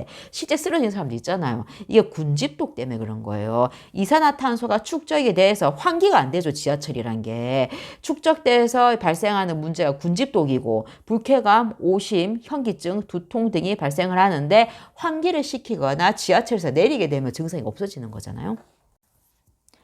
자, 우리 42번에 보시면 엘니뇨 현상과 라니뇨 현상을 구분하라는 거죠. 동쪽에서 서쪽으로 바람이 흐르면서 이제 순환을 하면서 바닷물 온도가 적당히 유지가 돼야 되는 거예요. 근데 이제 이 바람의 흐름이 어떤 이유로 약해진 거예요. 그래서 동쪽에서 서쪽으로 흐르는 바람이 약해지면서 적도 주위에 있는 태평양 바다가 공기가 순환이 잘 안 되다 보니까 열이 받는 거예요. 뜨거워지는 거지. 비정상적으로 뜨거워지면서 여기서 수증기가 발생을 하는 거죠. 끓는 물에서 수증기 발생하듯이 이 수증기가 올라가면서 구름을 만들어잖아. 그죠? 이 구름에서 이제 만들어지다 보니까 거기서 이제 강수량이 많아지는 거죠. 폭우도 생기고 태풍도 생기고 홍수도 발생하고 고온 다습해지면서 무더위와 관련된 그런 여러 문제들이 발생을 한다. 반대로 라니뇨 현상이란 거는 아까 동쪽에서 서쪽으로 이제 그 바람이 흘러가면서 순환을 한다 그랬잖아. 그죠? 근데 동쪽에서 서쪽으로 흐르는 바람이 뭔 이유 때문인지 강력해지는 거예요. 강력하게 확 이제 불어오면서 서쪽으로 이제 구름들이 되게 몰리는 거죠. 몰려하면서 서쪽에 구름이 많이 발생하면서 거기에 이제 구름이 많이 몰리니까 강수량이 많아지면서 습도가 높아지고 폭우와 홍수가 발생할 확률이 되게 높아진다는 거죠. 자, 기억을 하세요. 엘니뇨는 바다 표면이 되게 많이 뜨거워서 열을 받으면서 생기는 문제인 것이다. 라니뇨 현상이란 거는 구름이 되게 많이 서쪽으로 몰려가면서 거기에서 구름이 많이 몰려 있으니까 거기서 이제 여러 가지 문제들이 발생을 하는 거다라는 거죠. 43번에 보시면 다이옥신 나오죠. 자, 우리가 다이옥신이란 거는 폐기물 쓰레기를 태우잖아요. 소각하는 거. 소각을 할 때 보면 여기 다이옥신이라는 환경을 오염시키는 그런 물질이 나오는 거예요. 공기를 오염시키는 거죠. 그래서 정답이 이제 3번이 되는 거죠. 매립법이란 건 매립시킨다, 묻는다 이거잖아요. 그죠? 땅에 폐기물을 묻어준다. 그래서 토지를 확보를 해야 되는데 이거는 당연히 내가 아파트 살고 있는 우리 주변에는 매립하지 마라 이렇게 다 나오죠. 이게 님비 현상인 거죠. 그죠? 그래서 더 묻을 땅이 없어서 이게 문제인 거예요, 지금 매립법은. 자, 44번에 이제 보건교육에 관한 설명인 거죠. 우리가 보건교육에 관한 설명 요거는 되게 중요한 문제인데 정답이 1번이거든요. 이제 보건교육에 순서가 있다는 거예요. 자, 친숙한 것에서 낯선 방향으로 한다라는 게 얘기 나오는데 만약 뭐 예를 들어서 내가 이제 노인들 있잖아. 이제 노인들을 모아놓고 내가 교통에 대해서 예를 들어 설명을 하고 있어. 그러면 이제 노인들은 KTX라는 거를 본 적이 없어져. 산촌, 어촌에 사시는 분들한테. 그런 분들한테 처음부터 뭐 이제 뭐 우리 KTX는 어떻게 생겼고 설명하면 모른단 말이에요. 그런 분들이 옛날에 무궁화호, 비둘기호 그런 거 타봤죠. 그죠? 우리 아버님, 어머니 비둘기호 아시죠? 옛날에 무궁화호 아시죠? 그런 게 더 뾰족하게 생기고 속도가 더 빨리 나가는 게 KTX라는 겁니다. 이거예요. 친숙한 것을 먼저 설명해주고 낯선 방향으로 이게 진행을 해야 되는 거죠. 이번에 보시면 단순한 것에서 복잡한 것으로 가는 거예요. 예를 들어 욕창을 소독하는 방법을 우리가 보호자들한테 설명을 하려고 그래요. 그러면은 단순한 것이 뭐예요? 우리 아시죠, 어머니? 애기들 집에 이제 까져가지고 왔을 때, 상처 까져서 왔을 때 뭐 해주나요? 그렇죠. 포비돈, 빨간약 바르고 우리 듀오던 같은 거 붙이는 거 있죠. 점 뺐을 때 그거 붙여주면 참 좋죠. 욕창도 비슷하답니다. 그래서 욕창이란 뭐냐면요. 이런 식으로 가는 거죠. 단순한 거 먼저 다 알려주고 조금 더 심도 깊은 걸 한번 해볼까요? 이렇게 가는 겁니다. 3번에 교육자 요구가 아니라 듣는 사람의 요구와 흥미가 우선인 거죠. 사춘기 남학생들은 만약 성교육 이런 거 들으면 눈 바짝바짝 할 거 아니야. 그죠? 그래서 대상자가 듣고 싶어 하는 걸 해야죠. 근데 사춘기 아이들 대상으로 고혈압을 뭐 이제 교육한다 이러면 듣겠어요? 안 듣지? 4번에 경제력은 당연히 고려해야 되는 거죠. 이래 농촌, 어촌에 있는 어르신들은 금전적인 수준이 떨어지죠. 이 어르신들 모아놓고 만약 뭐 어르신 미세먼지가 되게 높잖아요. 이런 날에는 공기청정기 삼성 거 비싼 거 하나 들여놓으세요. 이렇게 하면 안 되죠. 어르신 미세먼지가 많을 때 어떻게 이제 그러더라도 창문을 주기적으로 열어가지고 환기를 시키고 젖은 수건을 걸어놓고 마스크 좀 쓰고 다니시고 현실적으로 할 수 있는 거를 교육을 해줘야 되는 거예요. 그 다음에 5번에 교육 수준은 고려할 따위가 아니다. 아니죠. 만약 어르신들이 만약 뭐 학교를 전혀 못 나오시는 어르신들 많거든요. 글자도 모르시는 분들 많으세요. 그런 분들한테 막 칠판에 막 적으면서 막 이렇게 읽으면 되겠어요? 안 되지? 또 이렇게 지식 수준이 안 되시는 분한테 어플 깔아서 영어 막 얘기하면 되겠어요? 안 되지? 그런 분들한테는 좀 애니메이션 같은 거 보여주거나 내가 그림을 그려서 보여주거나 이런 식으로 교육 수준을 고려해서 얘기를 해야 되는 겁니다. 자유방임령이 나오죠. 우리나라가 자유방임령 보건의료 체계를 취하고 있죠. 방임이란 게 뭐예요? 내비둔다는 거잖아요. 마음대로 해봐 이거잖아요. 우리나라 보세요. 내가 만약 아파 감기가 있네. 내가 어느 병원에 가도 어느 의원에 가도 내 마음이잖아요. 내 마음 내 마음. 이게 방임인 거예요. 그래서 사회적 지역적인 불균형이 심하죠. 시골에 있는 병원 가고 싶지 않아. 난 저기 있는 경기도에 있는 뭐 진짜 큰 유명한 뭐 아주대병원에 갈 거야. 뭐 서울대병원에 갈 거야. 이래서 이제 우리 서울 경기권에 좋은 병원이 다 몰려있고 많은 사람들이 서울 경기권으로 오려고 하는 거잖아요. 그래서 사회적인 지역적인 불균형이 심하다. 사회적이란 거 그거죠. 내가 돈 되게 많은 사람은 여러 가지 검사를 할 수 있잖아요. 돈 많으니까. 하지만 난 돈이 없어. 병원에서 CT를 찍으라 그래. MRI 찍으라 그래. 돈이 없어서 못하겠어요. 이렇게 되잖아요. 이게 사회적인 불균형이 심할 수밖에 없습니다. 정답이 그래서 3번이 되는 거죠. 자유방임령도 말고 여러 가지 사회주의형, 사회보장형 이런 것들이 있죠. 그죠? 이런 것도 내가 책에 굉장히 정말 이해하기 쉽게 설명되게 잘 해놨거든요. 그래서 여러분들 꼭 보시고 이걸 꼭 비교할 줄 아셔야 된다는 거. 자, 영국의 보건의료 책은 뭐예요? 사회보장형이죠. 보건의료 서비스를 무료로 국가가 주도한다. 이것도 보건의료 전달 체계인데 영국 거죠. 영국 거. 사회보장형. 사회보장이란 거는 사회가 보장을 해준다는 거잖아요. 이제 그건 주치의제도라고 합니다. 주치의제도. 내가 어느 마을에 내가 이사를 가게 됐어. 그럼 그 마을을 관할하는 주치의들이 있을 거잖아요. 그죠? 그 주치의 중에서 이제 내가 고를 수는 있어요. 내 주치. 고르게 되면은 그 주치의한테 무조건 가서 내가 예약을 잡아가지고 거기서 이제 설명을 듣고 치료를 받게 되는 거죠. 그래서 모든 게 무료예요. 무료인데 나는 이 주치의가 실력이 삐리삐리해. 난 더 좋은 병원에 가서 나 듣고 싶어. 사립병원 같은데 내가 돈만 있으면 사립병원 가도 됩니다. 그래서 그런 자유는 허락을 해주는 게 사회보장형입니다. 그래서 이런 주치의한테 내가 진료를 받을 때는 무료이기 때문에 평상시에 세금도 되게 많이 내는 거죠. 46번에 보시면 이제 유리공예가 얘기 나옵니다. 자, 우리가 백내장을 일으키는 거, 유리공예가 용광로 이런 분한테 많이 노출이 될 수 있는 거는 적외선이거든요. 적외선이란 거는 왜 우리가 되게 여름에 보면 되게 뜨겁잖아요. 뜨겁고 왜 커튼 같은 거 쳐놓더라도 커튼에 만져보면 되게 뜨끈뜨끈하게 만져지잖아요. 그죠? 이게 다 적외선이 가지고 있는 열이 투과가 돼서 그런 거죠. 투과력이 굉장히 높아요. 투과력이 높다. 그래서 물리치료실 가면은 왜 무릎 팍되게 아프면 무릎에 시뻘건 불 막 이제 쬐주고 하잖아요. 그죠? 이게 적외선 치료기잖아요. 적외선이 그만큼 투과력, 침투력이 높은 거예요. 그래서 밑에 혈액순환도 촉진하고 이제 관절 아픈 것도 완화시켜주고 막 그러잖아요.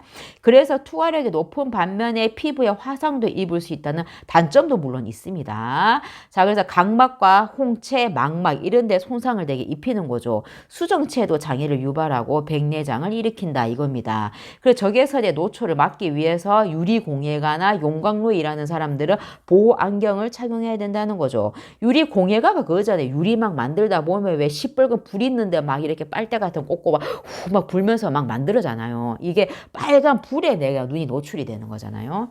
자, 기억을 하세요. 자, 그 다음 47번에 보면은, 자, 염화 불화탄소의 규제에 대한 협약은 무엇인가?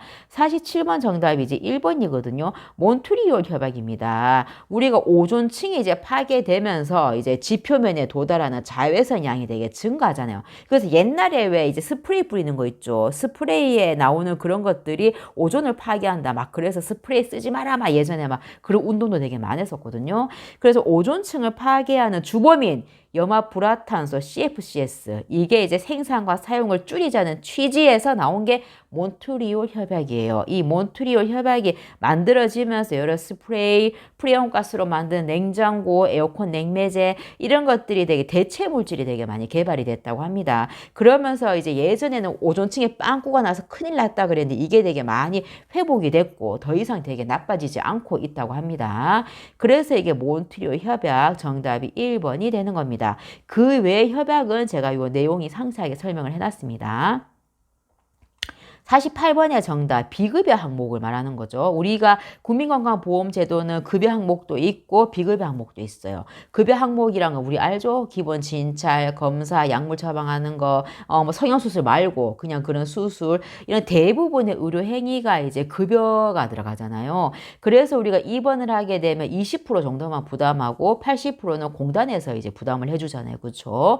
근데 비급여라는 거는 대표적으로 뭐겠어요? 내가 다 부담하는 거예요. 이게 뭐야? 초음파라든지 뭐 아니면 영양제라든지 뭐 아니면 간병비라든지 1인병실 쓰는 거 이런 것들이 비급여 항목이에요. 그래서 이제 요양병원에 입원하더라도 비급여 항목에 간병비가 되게 많이 비싸잖아요. 그래서 이제 간병살인, 뭐 간병지옥 이런 것들이 되게 많이 이루어지는 거죠. 그리고 예방접종, 뭐 도수치료 이런 것들도 다 비급여 항목에 들어가는 겁니다. 그래서 정답이 48번 2번이 되는 겁니다. 49번은 이제 집단 교육을 개인 교육과 비교할 때 차이점 말하는 거죠. 우리가 여러 명을 앉혀놓고 같이 교육을 하냐, 한 명 1대1로 교육하냐, 이 차이가 당연히 있을 수밖에 없죠. 내가 만약 30명을 앉혀놓고 뭐 당뇨병에 대해서 교육을 내가 하게 된다. 그러면 여기 정답 4번처럼 비용 효과적인 거잖아요. 내가 한마디 말하더라도 30명이 다 그냥 내가 교육이 되는 거니까. 하지만 맞춤형 교육은 안 되는 거예요. 여기 앉아있는 사람 중에서 내 말을 이해하는 사람도 있고 이해 못하는 사람도 있고 조는 사람도 있을 때고 그냥 그렇게 하잖아요. 그죠? 근데 하나하나 그 개인에 맞춰가지고 이제 교습을 못 해준다. 그리고 한 사람 한 사람과 인간관계를 내가 만들어줄 수 없다. 이건 거죠. 경청을 이제 앉아 계신 30명의 말들을 내가 다 들어줄 수가 없잖아. 그죠? 이런 것도 집단 교육의 단점이라고 할 수 있죠. 반대로 이제 하면은 이제 개인 교육에 이제 그게 장점이 굉장히 강하죠. 개인 교육이란 거는 이제 개인이 내야 되는 이제 돈도 물론 있겠지만 비용이 이제 효과적이라고 할 수 없죠. 왜냐하면 나는 1시간 동안 열심히 떠들었어. 하지만 한 사람한테만 이제 내가 교육을 할 수 있는 거잖아요. 그래서 비용 효과적이라고 할 수가 없죠. 그리고 대신 이제 개인 교육을 하게 되면 이 사람의 수준에 맞춰가지고 이 사람의 이제 신뢰관계도 만들어가면서 감정을 표현할 수 있는 분위기도 적당히 이제 만들어가면서 편안하게 교육이 이루어질 수가 있다는 장점이 있다. 이것도 비교해서 이제 어렵지 않죠? 이해를 하셔야 됩니다. 그 다음 문제, 이제 보건교육을 평가하기 위한 조건이 아닌 것은이에요. 아닌 것은 형평성인데, 자, 객관성이란 것은, 자, 이제 객관적인 평가 도구가 돼야 된다는 거죠. 내가 만약 10명을 내가 보건교육을 만약 했어요. 보건교육을 다 끝내고 나서 이제 얼마나 이제 이분들이 이제 평가를 이제 얼마나 학습을 잘 들었는지 이걸 평가한다는 거 아닙니까? 그죠? 근데 평가를 하는데 어떤 특정인한테 유리한 질문이 평가 문항에 들어가면 안 되는 거잖아요. 이게 객관성이에요. 어느 누구한테 내가 이제 평가지를 들이밀어도 이제 객관적으로 공정하게 평가를 할 수 있는 것. 이게 객관성이라고 하는 겁니다. 신뢰성이란 거는 예를 들어 신뢰도가 높다는 것은 한결같다는 말이랑 똑같거든요. 예를 들어서 내가 만약에 어떤 사람한테 내가 보건교육을 평가를 했어요. 얼마나 수업을 잘 들었는지 평가를 했어요. 했는데 지금 평가하는 거는 만약 80점이 나왔어요. 내가 근데 10분 뒤에 내가 똑같은 문항지를 또 들이밀었어요. 똑같은 문항을 또 평가했는데 그 문항지에는 50점이 나왔네. 그러면 이 문항 질문지는 신뢰도가 있는 거 없는 거예요? 없는 거죠. 내가 언제 어떤 상황에서도 이 문항을 들이밀었을 때 비슷한 점수가 나와야 된다는 것이 신뢰성을 확보해야 된다는 거예요. 그리고 타당성이란 거는 평가 도구가 평가하려는 목적을 얼마나 반영을 하냐. 예를 들어 내가 인슐린 주사를 주는 방법에 대해서 여러분들한테 내가 교육을 했어요.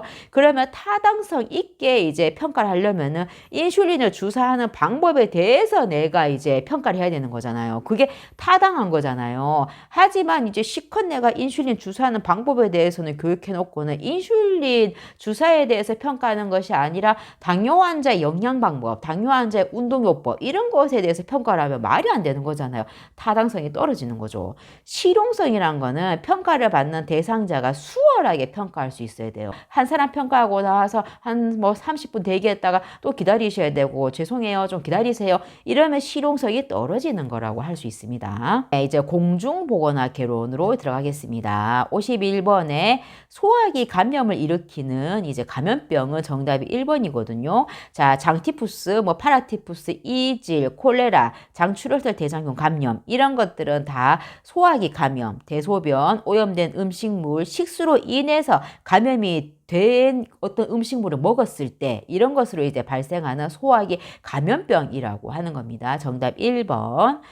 장기 요양 등급을 한 후에 집에 요양보호사가 방문을 한대요. 이 형태는 정답이 4번이거든요.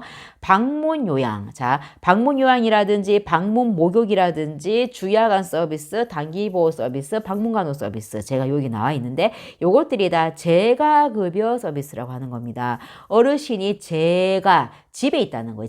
집에서 어르신이 있는 상태에서 이런 서비스를 이용할 수 있다는 거죠. 이 재가급여 서비스 중에서 한 가지가 방문 요양이라고 하는 건데, 이건 요양보호사가 집에 방문해가지고 어르신을 위한 청소, 어르신을 위한 식사 준비, 어르신이 외래지로 갈 때 따라가지고 산책 같이 가지고 이러한 일상적인 생활을 도와주는 그런 서비스가 방문 요양 서비스라고 하는 겁니다. 방문 간호 서비스는 우리가 간호사, 2년 이상의 간호사가 아니면은 3년 이상의 간호조무사 경력이 있는 사람이 어떤 교육기관에서 교육을 이수를 했다면 간호조무사도 방문간호를 할 수 있어요.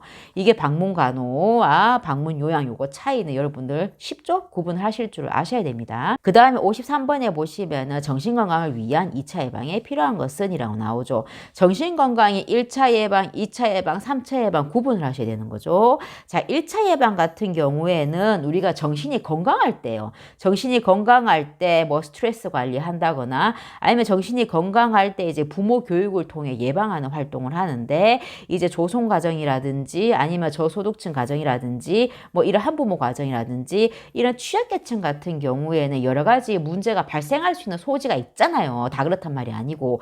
그렇기 때문에 그런 가정에 있는 분들한테는 미리 이제 스트레스 관리라든지 교육을 통해 가지고 어떻게 이런 이제 정신 건강 관리를 할 수 있는지 이거에 대해서 미연에 예방을 해주는 거죠. 이게 1차 예방 과정 중에 하나인 거고, 또 예를 들어 뭐 어떤 산업장이 있어요. 이 산업장에 있는 이제 근로자를 대상으로 해가지고 스트레스 관리하는 방법, 또 고3 애들 대상으로 해가지고 뭐 스트레스 하는 관리하는 방법, 이것들도 얘기해 주는 것도 1차 예방 과정이라고 할 수 있는 거죠. 2차 예방 같은 경우에는 이제 이미 문제가 발생했어요. 이미 문제가 발생했어. 이미 문제 발생해가지고 이거를 조기에 빨리 발견해서 빨리 치료하는 게 목적이에요. 내가 우울한 기분이 드네. 내가 그냥 가볍게 넘어갈 수 있는 이런 기분이 아니야. 이런 정신병원에, 그 정신의료기관에 가가지고 내가 진료 봐가지고 약을 복용해도 되잖아요. 상담을 받아봐도 되잖아요.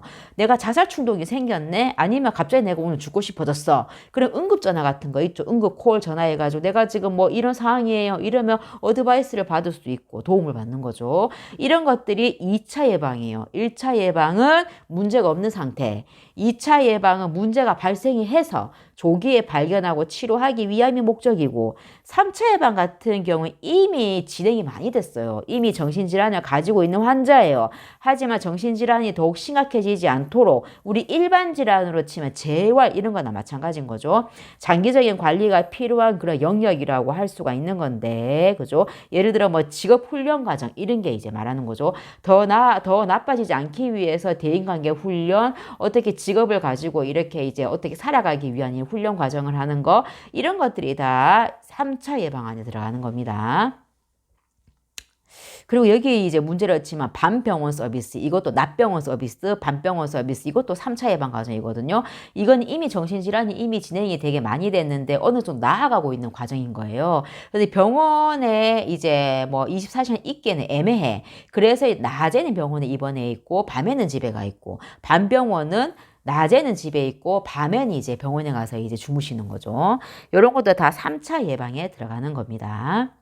54번에 이제 주산기 사망률 나오죠. 주산기라는 개념을 잡으셔야 되는데, 주산기라는 것은 이제 임신 28주 이후에 아기가 이제 뱃속에서 죽었거나 생후 이제 태어나가지고 일주일 안에 신생아가 죽었거나, 요게 주산기 말하는 거거든요.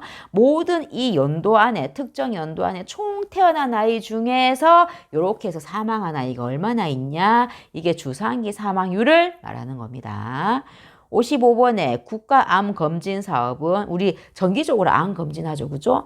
정기 암 검진은 위암, 대장암, 간암, 유방암, 자궁경부암, 폐암 요렇게 6가지거든요. 요 표도 우리가 이제 책에 자세하게 나와 있으니까 참고를 하셔야 될 것 같아요. 이거는 이렇게 하는 이유는 무료 암 검진을 통해서 암의 조기 발견이 목적인 거죠. 그래서 이런 국가암 검진 사업이 너무나도 이제 잘 되고 있는 우리나라다 보니까 이제 암도 이제 조기에 발견 발견해가지고 생존율이 굉장히 많이 높아졌죠. 이 사업은 굉장히 좀 잘하고 있는 사업 중에 하나라고 저도 생각을 하고 있습니다. 56번에 보시면은, 자, 우리나라가 총 인구조사를 하죠. 우리 인구조사를 몇 년마다 주기적으로 하는데, 인구조사를 하면서 가족 몇 명 살고 있어요? 성별 어떻게 돼요? 우리 부모님들 교육 수준, 그 다음에 직업, 소득 얼마 정도, 이것을 다 이제 조사를 하는 거죠. 디테일하게, 그죠? 조사를 하면서 그냥 조사를 하는 것들이, 이것들이 정책에 반영이 되는 거예요. 아이들이, 초등학생들이 되게 많은 동네네. 그렇네. 그러면 초등학생들을 위한 이런 운동시설, 초등학생들을 위한 놀이터 이런 것들을 더 많이 세워야 되겠다. 이런 정책들이 반영이 되는 거죠. 근데 만약 노인들이 되게 많은 동네네. 그리고 거기다가 쓸데없이 놀이터 세울 필요 없잖아요. 그 노인들을 위한 노인복지센터 이런 걸 세워야 되겠네. 이런 식으로 정책에 이제 녹아 들어간다라고 생각을 하시면 되는 겁니다. 그래서 이런 총인구조사 같은 경우에는 당연히 상주 인구, 전입 신고가 돼 있는 상주 인구에 입각을 해서 하고 있는 거죠. 그래서 정답이 2번이 되는 겁니다. 모자보건 사업의 대상자는 뭡니까? 우리 이제 그 가임기 여성 이제부터 시작해가지고 영유아까지인 거죠. 우리 모자보건법에 나오는 영유아라는 거는 아동간호학에 나오는 영유아랑 다르죠. 모자보건법에서는 초등학교 들어가기 전까지를 영유아라고 불러요. 우리가 아동간호학에서 영유아라는 거는 어린이집 다니는 아기까지를 이제 유아라고 이제 불렀잖아요. 그죠? 그걸 구분하셔야 되는 거죠. 그래서 57번 정답이 3번이 되는 겁니다. 58번은 우리가 모자보건법에 기반해서 임신 중절을 할 수 없는 경우가 나오죠. 자, 2021년부터 우리가 이제 임신 14주 이내의 여성은 본인의 의사에 따라 가지고 나는 임신 중절 수술을 선택해서 할 수가 있어요. 하지만 14주가 넘어가게 되죠. 그때부터는 24주 내의 여성까지만 모자보건법 제14조 아래에 해당되는 그 법적인 사항들이 있습니다. 15주부터 24주 이내 여성들은 합법적으로만 인공 임신 중절 수술이 가능하다는 거예요. 이거 중에 한 가지가 강간당해서 임신한 경우, 친척 간에 임신한 경우, 풍진, 톡소플라즈마 같은 경우에 임신이 한 상태에서 이 감염병에 걸린 경우라는 것, 특히 또 이렇게 정말 유전적인 이런 질환이 있다고 증명이 되는 경우, 이런 사항들 내가 적어놨거든요. 이런 경우가 아니면은 인공임신 중절 수술이 안 되는 거예요. 정답 2번 독감은 아닌 거죠. 59번에 가정방문을 할 때 가장 나중에 방문해야 되는 사람 같은 경우 뭐겠어요? 감염병이 걸린 사람인 거잖아요. 감염병에 걸려가지고 남한테 퍼뜨릴 수 있는 사람은 당연히 가장 뒤에 가는 거고, 미숙아, 신생아, 요런 애기들은 가장 먼저 이제 방문을 해야 된다는 거 잊지 마시고요. 자, 60번 같은 만성질환의 특징은 되게 문제에도 자주 나오거든요. 우리 만성질환 같은 경우에는 3개월 이상 오랜 기간의 경과를 거치게 되면 만성질환이라고 부르게 됩니다. 만성질환인 거는 예를 들어 고혈압, 당뇨 이런 것들이 대표적인 만성질환이잖아요. 그죠? 뇌졸중도 그렇고. 이런 경우에는 이제 나이가 들어갈수록 호전됐다가 좀 악화됐다가 호전, 악화 계속 반복을 하면서 결국은 뭐예요? 악화가 되는 방향으로 이제 가게 되는 거죠. 그리고 이제 원인이 불명확하잖아요. 이 사람이 고혈압이 걸린 이유가 스트레스 많이 받아서 그런지, 술 많이 먹어서 그런지, 담배 많이 펴서 그런지, 운동 안 해서 그런지 모른단 말이에요. 여러 가지 다체적인 원인이 있기 때문에 원인이 명확하지가 않다는 거죠. 발생할 시점이 명확하지가 않죠, 당연히. 내가 술 먹었고 원인 자체가 불명확한데 내가 언제부터 이제 이게 만성질환이 고혈압이 생긴 건지 명확하게 규정을 지을 수가 없는 거예요. 그리고 유병률이 발생률보다 당연히 높죠. 예전에는 고혈압과 당뇨 걸리게 되면 오래 살지 못하고 사망할 수 있지만 지금은 고혈압에 걸렸다고 하더라도 바로 몇 년 안에 돌아가시나요? 안 그러잖아요. 관리 되게 잘하고 의학 기술도 되게 많이 발전이 되면서 약도 되게 좋아지면서 고혈압을 가지고 있어도 정말 오래 사시는 분들이 엄청나게 많잖아요. 그래서 유병률이라는 거는 계속 축적이 되는 개념이에요. 유병, 병이 있다, 축적이 되는 고혈압이 있고 당뇨가 있고 뇌졸중이 있고 이런 분들이 돌아가시지 않고 계속 쌓이는 거예요. 그래서 유병률이 당연히 발생률보다 높을 수밖에 없죠. 노인들에게 수명이 되게 많이 높아졌잖아요. 근데 노인은 또 만성질환을 가지고 있는 분들이 당연히 많아지는 거죠. 그래서 정답이 60번은 3번이 되는 겁니다. 61번에 보시면은 자 우리가 조소, 후궁 반장, 아관 긴급 이런 거를 나타내고 사망까지 이르게 하는 거는 파상풍이거든요. 자 우리 파상풍균이란 거는 뭐 녹슨 못, 녹슨 칼, 뭐 아니면 이제 오염이 된 흙 이런 게 이제 입에 들어가거나 했을 때 이런 독소가 신경과 골격근을 손상을 시키는 거예요. 그래서 경련을 유발하는 거죠. 근데 우리가 조소라는 거는 우리가 표정 자체가 되게 썩은 표정이라 그래요. 썩소라 그래야 되나요? 이제 썩소처럼 이제 짓는 것을 이렇게 짓게 되는 거고 이제 허리가 이제 활처럼 이제 궁처럼 이렇게 굳어버리는 거예요. 이게 후궁반장이라고 그러거든요. 아관 긴급이라는 거는 턱 근육이 긴장이 돼가지고 입을 아 하고 벌리지를 못하는 거예요. 그래서 아관 긴급 허리가 이렇게 활처럼 이제 휘어버리고 조선, 썩소를 짓게 되는 거고, 이러한 것들이 되게 우리가 파상풍의 이제 주된 증상인데, 결국은 이게 이제 호흡기 이제 근육까지 망가뜨리고, 호흡기 신경까지 다 망가뜨리면서 숨을 쉬지 못하면서 사망까지 이르게 하는 무서운 이제 병인 거죠. 그래서 이제 우리 어른이 돼서도 성인도 파상풍 예방접종을 하라는 게 우리가 언제 어디서 다칠지 모르는 거잖아요. 자, 우리 여기 2번에 디프테리아 나오죠. 그죠? 디프테리아 같은 경우에는 1급 감염병이라고 여러분들 반드시 알고 계셔야 되는 거죠. 그죠?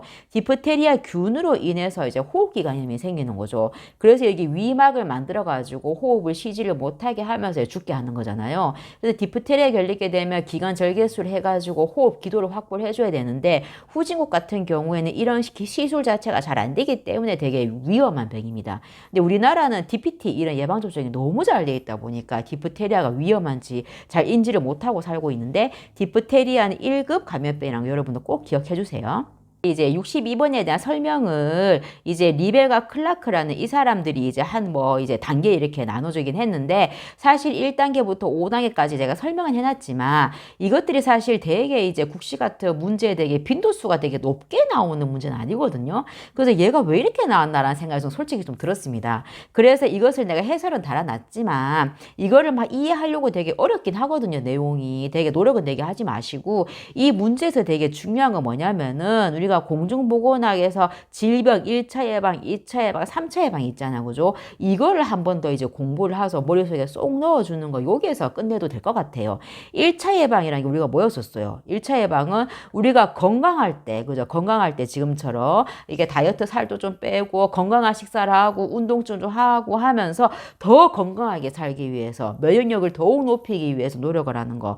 그래서 요즘 사람들이 1차 예방에 굉장히 많이 포커스를 두잖아요. 이게 1차 예방이고 조기 발견, 조기 치료가 2차 예방이죠. 그죠? 내가 왜 이렇게 속이 요즘 되게 많이 쓰리지? 이럴 때는 괜찮겠거니 하지 말고 가서 위내시경 해보라는 거예요. 해가지고 위내시경 위염이 나왔네, 식도염이 나왔네 해서 치료하라는 거야지. 이게 조기 발견, 조기 치료 말하는 거죠. 2차 예방이죠. 그러면은 선생님 여기 동그라미 5번처럼 고혈압 환자 식이요법은요. 이거 1차 예방 아니에요? 아닙니다. 2차 예방이 진단이 내려지는 단계예요. 고혈압 진단 있잖아요. 자, 고혈압 환자가 옛날처럼 뭐 고혈압 걸렸다 해서 빨리 뭐 죽거나 그렇지 않잖아요. 고혈압이 있더라도 관리 잘하는 분들이 엄청 많잖아요. 건강하게 사는 분들이 엄청 많잖아요. 고혈압을 진단을 받았어. 하지만 내가 이제 더 나빠지는 걸 막기 위해서 식이요법하고 운동요법하고 이게 2차 예방에 들어가는 겁니다. 조기 발견, 조기 치료잖아요. 그 다음에 3차 예방은 아시죠? 재활, 사회복귀, 후유증 최소화. 이것이 3차 예방 안에 들어가는 겁니다. 자, 63번은 이제 우리나라 인구 변화에 대한 설명으로 옳은 것은 이거든요. 노인의 연령이 높아질수록 일상생활의 수행 능력은 당연히 낮아질 수밖에 없는 거죠. 일상생활 수행 능력은 뭐예요? 밥을 수저질 혼자 먹고 옷을 혼자 갈아입고 똥 오줌 자기가 혼자 해결하고 이거잖아요. 이거를 노인의 연령이 높아지면 치매 발생 확률이 높아지는 거고 일상생활 수행 능력이 당연히 떨어질 수밖에 이제 없는 거죠. 우리나라 이제 출산율은 2015년을 기점으로 계속 출산율 떨어지고 있잖아요. 2023년 기준으로 출산율은 0.72명이에요. 신혼부부 한 쌍에 아기도 한 명도 제대로 안 놓는다는 겁니다. 심각하죠. 그렇죠? 그리고 우리는 2026년도에는 이제 고령화 사회에 진입을 하는 게 뭐예요? 초고령화 사회에 진입하는 겁니다. 모든 전체 인구의 20% 이상이 노인이 되는 초고령화 사회라고 할 수가 있는 거죠. 자, 우리나라 노인은 이제 건강 수명이 기대 수명에 비해서 길지가 않아요. 건강 수명이라는 게 뭐죠? 건강하게 살아가는 수명을 말하는 거예요. 건강 수명이 길면 참 좋죠. 근데 기대 수명, 예를 들어 이제 이 어르신이 100세에 만약 돌아가셔요. 근데 건강 수명은 80세다. 그러면 나머지 81세부터 100세까지는 골골거리면서 누워서 이제 아파서 지낸다는 겁니다. 그래서 건강 수명이 높아지는 나라가 되어야지 좋은 겁니다. 64번에 폭력적이었던 비행 청소년 애가 자라서 이제 권투 선수가 됐대요. 이거는 아시죠? 정답이 이제 승화죠, 승화. 사회적으로 용납할 수 없는 폭력이잖아요. 이런 것들을 내가 건전한 방향으로 이제 방어 기제를 사용한 거죠. 이런 것들이 승화라는 거, 나머지도 이제 내가 예시를 잘 들어놨거든요. 한번 보시고 기억을 해주셔야 됩니다. 65번에 보시면은 자 정답이 1번이거든요. 결핵예방법상 자 임상적이란 말은 뭐예요? 임상 증상이 나타난다. 이건 거고 방사선학적이라는 건 뭐죠? 엑스레이에서 희뿌옇게 결핵처럼 나온다는 거고 조직학적 소견이란 거는 폐 조직 검사를 나갔는데 거기서 결핵이 의심된다는 거고 여기에서 다 해봤는데 결핵에 해당돼. 결핵에 해당되지만 결핵균 검사라는 게 뭡니까? 가래 검사죠. 가래 검사. 가래 검사를 했는데 양성으로 아직 확인이 안 됐대요. 왜 우리 예전에 코로나 검사 때 PCR 검사 하면 이틀 뒤에 나오잖아. 그 다음날 나오잖아. 그죠? 그 PCR 검사 결과 문자로 받기 전까지는 의심 환자라고 하지. 코로나가 환자다. 이렇게 말 안 하잖아. 의심은 되지만 똑같은 거예요. 결핵균 검사도 결과 나오려면 며칠 걸린단 말이에요. 이 검사를 받기 전까지는 의심 환자일 뿐인 거죠. 그래서 정답 1번 결핵의사 환자, 결핵의심 환자라고 부르는 겁니다. 자, 우리 동그라미 3번에 보시면 우리 잠복결핵 감염자 나오죠. 그죠? 잠복결핵 감염자라고 나오면 결핵 감염 검사랑 같이 연관시켜서 기억하셔야 돼요. 결핵 감염 검사라는 거는 얘는 가래 검사가 아니죠. 결핵 감염 검사는 혈액으로 하는 검사예요. 혈액으로 이제 하는 검사인데 예전에 당신이 결핵균에 노출이 된 적이 있었나? 그 면역 반응이 있었나? 확인하는 게 결핵 감염 검사이거든요. 이 감염 검사에서 양성으로 확인됐네. 그러면 모르고 있었는데 내가 결핵균이 내 몸에 들어와서 면역 반응이 있었던 적이 있었던 거예요. 내가 몰랐던 것 뿐인 거지. 그러면 이 사람들은 이제 결핵 복균자가 된다는 거예요. 결핵 복균자. 균이 안에 있다는 거지. 결핵 복균자는 언제 내가 컨디션이 안 좋아졌을 때 숨어있던 결핵균이 다시 진짜 활동성 결핵으로 바뀔 수가 있다는 거예요. 그래서 관리를 잘 하셔야 되는 거죠. 하지만 결핵 감염 검사에서 양성이 나왔다는 것 뿐인 거지 다른 결핵균 검사에는 음성이네. 음성. 그래서 잠복결핵 감염자 같은 경우에 남한테 퍼뜨리진 않아요. 활동성 결핵으로 이제 전이 이제 뭐 발전되지 않는 이상은. 자, 66번 같은 경우에는 정신질환자가 보호의무자의 동의를 받아서 입원을 하는 거예요. 자, 이런 경우 정신질환자가 내가 만약 정말 조금 우울증 되게 많이 심해가 죽고 싶은 뭐 그런 증상이 만약 있어. 이럴 때는 보호의무자가 나를 데리고 정신병원에 가는 거잖아요. 가서 보호의무자도 우리 좀 딸님이 좀 입원시켜가지고 좀 치료 좀 해주세요 하는 거 엄마가 이제 동의를 했어요. 그럼 나도 좀 이제 치료 좀 받고 싶어요. 나도 동의를 했어요. 그러면 보호의무자 동의 플러스 나의 동의, 환자의 동의해서 내가 입원을 하는 거죠. 그런데 정신질환자인 내가 만약 퇴원을 원해요. 퇴원을 한다 하면은 자, 우리가 자의 입원 같은 경우에는 무조건 얄짤없이 퇴원을 시켜줘야 되는 거죠. 근데 동의 입원 같은 경우에는 내가 가고 싶어요 하더라도 바로 퇴원이 안 됩니다. 정신질환자가 보호의무자의 동의를 안 받았죠. 안 받은 상태에서 퇴원을 신청한 경우에는 정신과 의사의 진단 결과 안 됩니다. 당신 더 치료해야 됩니다. 라고 해서 판단하에 더 치료 입원 기간이 연장시킬 수 있어요. 72시간까지. 72시간이면 3일이죠. 3일까지 퇴원 등을 의사가 안 시켜줄 수 있다고요. 안 시켜줬다가 퇴원 등을 안 시켜주는 72시간 이 기간 동안 이 환자를 더 입원을 시켜야 되겠다고 판단되면은 더 다른 입원의 형태로 전환을 해가지고 퇴원을 안 시켜줘 버리게 되는 거죠. 이게 자의 입원이랑 차이라고 명백히 여러분들 기억을 하셔야 됩니다. 여기 동그라미 1번에 자의 2번 아까 말했듯이 스스로 보호 의무자 상관없이 내가 내 발로 그냥 입원을 한 거예요. 내가 내 발로 입원을 해가지고 나 입원 좀 시켜주세요. 왔어. 2달마다 김미소 씨 퇴원하고 싶지 않으세요? 물어봐야 돼, 법적으로. 내가 만약 퇴원을 하고 싶어. 퇴원을 하고 싶으면 이때는 얄짤없이 바로 퇴원을 시켜줘야 되는 게 자의 입원의 형태라고 보면 됩니다. 67번에 보시면은 학교 구강 보건 사업에 대한 내용으로 옳은 것은 나오죠. 이거는 10조 내용이 그죠? 칫솔질과 치실질 등 구강위생관리 지도 및 실천을 포함한다 나오는데 여러분들이 이제 불소용액 양치 사업을 할 때 불소용액의 농도를 기억해야 되는 거죠. 매일매일 하는 경우에는 양치액의 0.05% 불소용액 농도를 맞추고 일주일에 한 번 하는 경우에는 0.2%로 농도를 맞춰야 된다. 요거 기억을 꼭 해주셔야 된다는 거. 그리고 불소 도포 같은 경우에는 6개월에 한 번씩 이제 도포하는 걸 권장하는 거죠. 보건소 가면 공짜로 할 수 있다고 합니다. 근데 우리 애는 치과 가서 하거든요. 치과에 가서 하게 되면 35,000원인가 비용을 부담하고 불소 도포를 하는 거죠. 불소 도포 하는 이유가 뭐예요? 충치를 예방하는 거를 목적으로 하는 거죠. 68번에 이제 보시면은 이제 정답이 3번이거든요. 자, 우리가 3급 감염병. 자, 우리가 격리할 필요는 없습니다. 3급 감염병부터는. 3급 감염병은 계속 어쨌든 이제 발생할 우려가 높대요. 계속 감시할 필요가 있어가지고, 계속 관찰해야 되고, 격리할 필요는 없어. 이게 발견하게 되면은 24시간 안에 신고해야 된다. 제3급. 1급, 2급, 3급, 4급 각각의 이제 특징이랑 각각의 보건소장한테 신고해야 되는 그 시간이랑 이걸 여러분들이 기억을 해주셔야 되고 요거 표가 제가 되게 잘 해놨거든요. 그거 잘 보시고 정리를 하시길 바랍니다.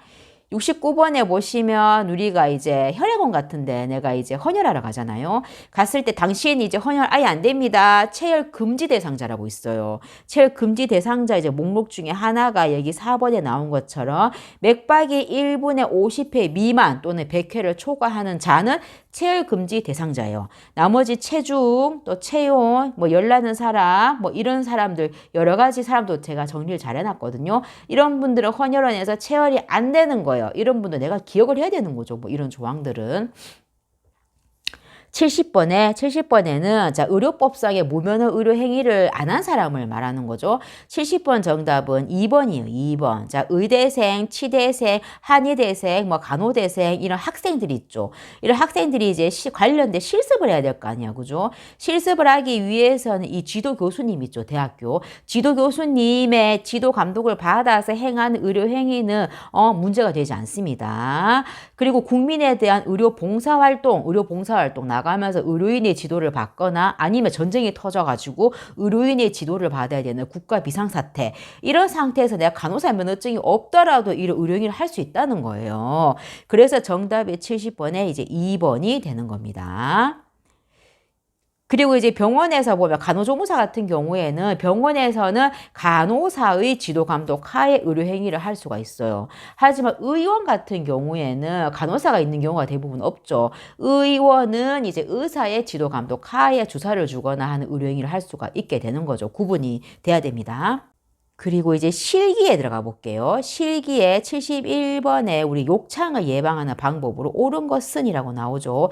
여기 정답이 5번이거든요. 자, 욕창을 예방하는 방법은 문제 되게 많이 나오기 때문에 여러분 기억을 하셔야 되는데 욕창 예방하는 방법은 2시간 간격으로 체위를 변경을 하는 거죠. 그 다음에 욕창 예방 1단계 욕창이라는 거 빨갛게 변한 거예요. 빨갛게 변한 욕창을 내가 마사지 한다거나 이러면 여기 조직이 손상이 되게 돼 있어요. 그래서 빨갛게 변한 곳은 절대 마사지하면 안 된다.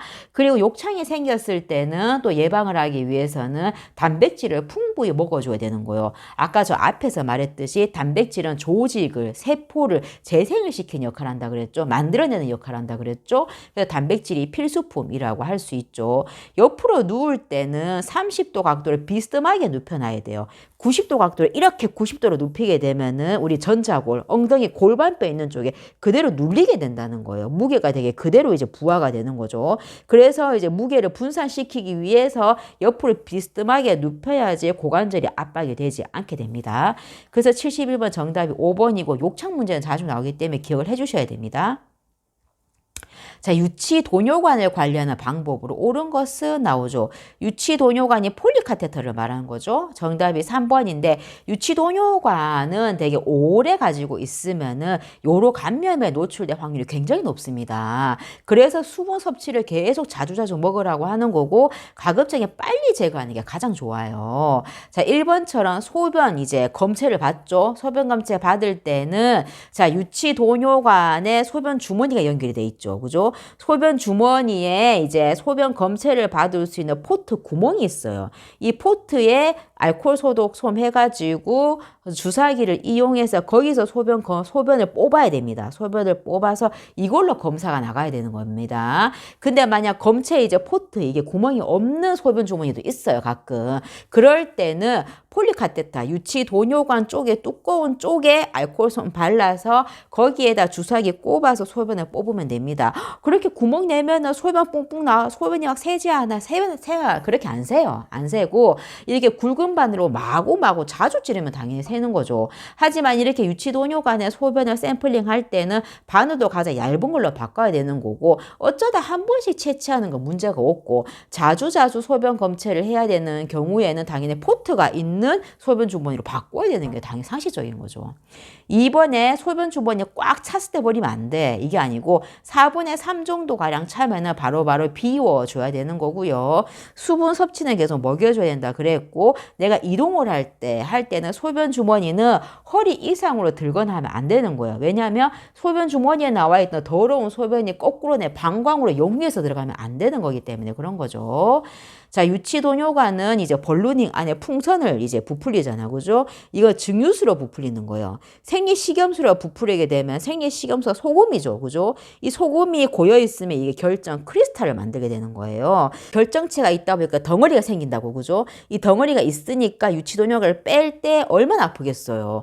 그래서 증유수로 풍선을 부풀려야 된다는 겁니다. 73번 같은 경우에는 고칼륨 혈증을 개선시키기 위한 방법인데 이제 카리메이트라는 약물이 있거든요. 이 약물을 이제 관장을 하게 되면은 이게 칼륨을 밖으로 배출을 시켜주게 돼요. 또 예를 들어 또 간성혼수 있는 환자 있죠. 이런 환자는 암모니아가 몸에 꽉 차가지고 이런 혼수가 나타나는 거죠. 이럴 때 락토로즈 에네마 하는 거죠. 관장.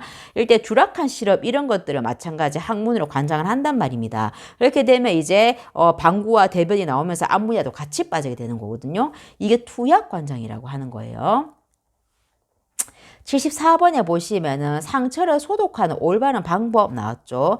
상처를 소독할 때는 우리가 이제 폴셉을 찝잖아요. 그죠? 폴셉은 아래 방향으로 이제 끝이 가도록 잡아야 되고 포셉자를 끼우잖아요. 포셉자 주변에 떡떡 부딪히면 안 되는 거예요. 포셉자에 바로 꼽아야 되는 거고 포셉자에는 포셉 하나만 들어가야 되는 거지 여기 가위 옆에 꼽아두고 하면 절대 안 되는 거죠.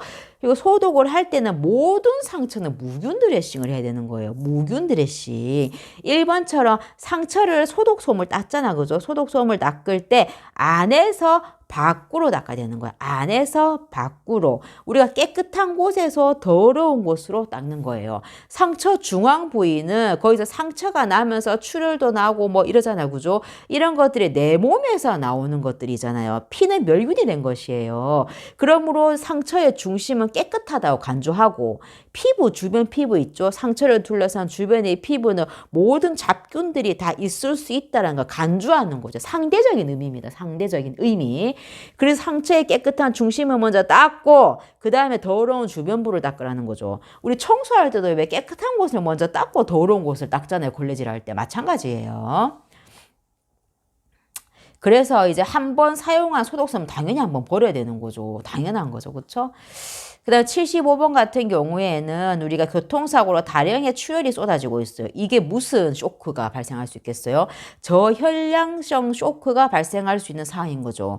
이때는 우리가 변형된 트렌델렌버그 자세가 다리를 위로 올리는 자세인 거죠. 이렇게 하면서 뇌로 가는 이제 혈액량이 풍부해지도록 하는 거죠. 자, 76번에 의치 관리하는 방법도 여러분 반드시 알고 계셔야 돼요. 문제는 어렵지 않습니다. 의치라는 거 되게 고가예요. 되게 비싼 거예요. 그래서 우리 현장에 일하면서도 의치를 내가 잘못으로 분실하거나 파손시키거나 이러면 굉장히 문제가 복잡해지거든요. 그래서 의치를 관리할 때 씻을 때, 의치를 씻을 때는 싱크대에 흐르는 물에 씻어야 되는 거예요. 흐르는 물에 씻는데 수건을 깔아놔야 돼. 왜냐하면 의치를 떨어뜨리면서 이게 박살나면 이게 굉장히 곤란하게 된다 그랬죠. 뜨거운 물로 씻으면 의치가 변형이 돼. 찬물에 흐르는 찬물에 씻어야 되는 거고 고이는 물이 아니라 흐르는 물입니다. 그리고 의치 전용 세제와 칫솔을 써야 돼요. 우리가 쓰는 치약 있죠. 이런 치약에는 마모제가 있단 말이야. 그래가지고 이제 의치를 마모를 시켜요. 그래서 이제 손상이 되기 때문에 의치 전용 세제를 사용하라는 겁니다. 이거 보관을 할 때 너무 중요하죠. 찬물이 담겨 있는 통에다가 넣어서 보관을 하고 뚜껑도 닫아줘야 되는 겁니다. 공기 중에 그냥 내비두게 되면 이게 모양이 틀어지게 되죠. 24시간 동안 의치를 틀니를 쓰고 있으면 얼마나 환자도 힘들겠어요. 잇몸을 하루 종일 누르는데 혈액순환도 안 되겠죠. 그죠? 그래서 밥 먹고 나서 이제 의치 씻을 때는 빼놔야 되는 거죠. 잘 때도 빼놔도 되는 겁니다.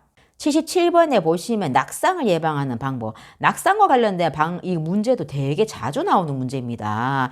1번처럼 이제 기립성 저혈압이 있다면 천천히 일어나야 되는 거예요. 누워있다가 일어날 때 핑 도는 게 기립성 저혈압이거든요. 이때 막 함부로 하게 되면 쿵 떨어지게 되는 거죠. 혈압약 같은 경우에 기립성 저혈압이 많이 발생하죠. 그리고 이제 신체 보호대를 무조건 이제 낙상을 발생할 수 있는 할머니니까 묶어버려! 이게 아니잖아요. 신체 보호대는 자해나 타해, 정말 위험하다는 간주하에 이걸 요건을 갖췄을 때만 합법적으로 할 수 있는 거죠. 3번에 보시면 휠체어에서 침대로 환자를 옮길 때 휠체어 잠금 장치는 푸는 게 아니고 어떻게 잠궈놔야 되는 거예요. 푼 상태에서 옮기게 되면 휠체어가 밀리면서 뒤로 그대로 넘어가게 되는 겁니다. 그리고 휠체어 타고 어디 TV 본다고 앉아있을 때는 어떻게 잠금 장치 돼 있어야 되는 거고 휠체어가 풀린 거는 이동할 때만 풀려 있어야 되는 겁니다. 이게 이동할 때, 그죠? 4번에 보시면 침대 높이는 낮게 돼 있어야 돼요. 그래서 침대에서 떨어지더라도 데미지가 덜 받게. 다만 침대 높이가 낮게 돼 있으면 일하는 사람이 되게 힘들겠죠. 그죠? 5번에 변기 옆에 난간이 있어야 되는 거. 난간. 샤워실도 난간이 있어야 되고. 이 난간을 이제 짚어야지 낙상 넘어지는 걸 예방할 수가 있는 거죠. 낙상, 욕창, 노인과 관련된 문제 꼭 중요합니다. 78번에 보시면 왼쪽 팔에 편마비가 있는 환자예요. 환자복을 갈아입혀야 돼요. 이때는 어떻게 될까요? 정답이 이제 1번이거든요. 편마비가 있는 팔은 이게 굽힐 수가 없는 거잖아요. 왼쪽 팔이, 그죠? 그래서 잘 굽힐 수 있는 옷을 벗을 때는 굽혔다 폈다 할 수 있는 오른쪽 팔을 먼저 빼요. 빼고 난 다음에 이제 왼쪽 팔을 빼주는 거죠. 입을 때는 반대겠죠. 입을 때 얘가 굽힐 수 없으니까 이제 널널하게 왼쪽 팔을 먼저 입혀주고 편마비가 있는 쪽 입히고 오른팔은 내가 마비가 없잖아요. 그래서 이렇게 내가 팔 굽혀가지고 이렇게 입을 수 있잖아요. 그래서 요거 순서 어렵지 않습니다. 기억을 하시고요. 79번에 보면 석고붕대를 했잖아요. 그죠? 캐스트. 석고라고 난 다음에 이제 몇 달 이제 내가 다리를 안 쓰게 되면은 짝다리가 되는 거, 짝재기가 돼 있어. 이때는 근육은 쓰지 않으면 빠른 속도로 위축이 되고 근육이 빠지게 돼 있어요. 그래서 이제 석고붕대를 한쪽도 계속 이제 근육이 쇠퇴하는 걸 막기 위해서 운동을 하라 그러죠. 그 운동이 근육에 힘을 줬다 풀었다 하는 운동을 하라는 겁니다. 이거는 이제 등척성 운동이라는 거야. 운동을 하는 척하는 것처럼 보이잖아요. 척하는 것처럼. 우리가 등장성 운동은 대놓고 이렇게 운동하는 거잖아요. 근데 등척성은 줬다가 폈다, 줬다 폈다, 줬다 폈다. 내가 운동하는 줄 알겠습니까? 모르잖아요. 그래서 이게 등척성 운동이라고 하는 거예요. 80번에 이제 환자를 전동할 때 유의점. 전동이란 거는 우리 4층에 있다가 환자가 7층 병동에 가는 거예요. 병동이 아예 바뀌는 거죠. 이런 상황에서는 수액 폴대를 가져갔어요. 수액을 달고 갔으면 이 수액 폴대는 4층 우리 병동 거예요. 7층 병동 게 아니야. 그래서 가져갔으면 당연히 휠체어든 수액 폴대든 내 거는 우리 병동 거 다 가지고 내려오셔야 돼요. 환자를 옮겨갈 때 환자 개인 물품, 환자 먹던 약 싹 다 가져가야 되고 그리고 환자가 인지가 있는 멀쩡한 환자더라도 직원이 동행해서 같이 가야 되는 거예요. 흉광천자라는 거는 81번에 나오는데 폐는 이제 흉막이라고 이중 흉막으로 쌓여 있어요. 폐가 쌓여 있다고요. 이 흉막 안에는 흉수라고 물이 흐르습니다. 물이 있습니다. 물이 있는데 흉수, 물이 있기 때문에 폐가 부드럽게 부풀었다가 쪼그라들었다, 부풀어들었다, 쪼그라들었다 할 수 있는 거예요.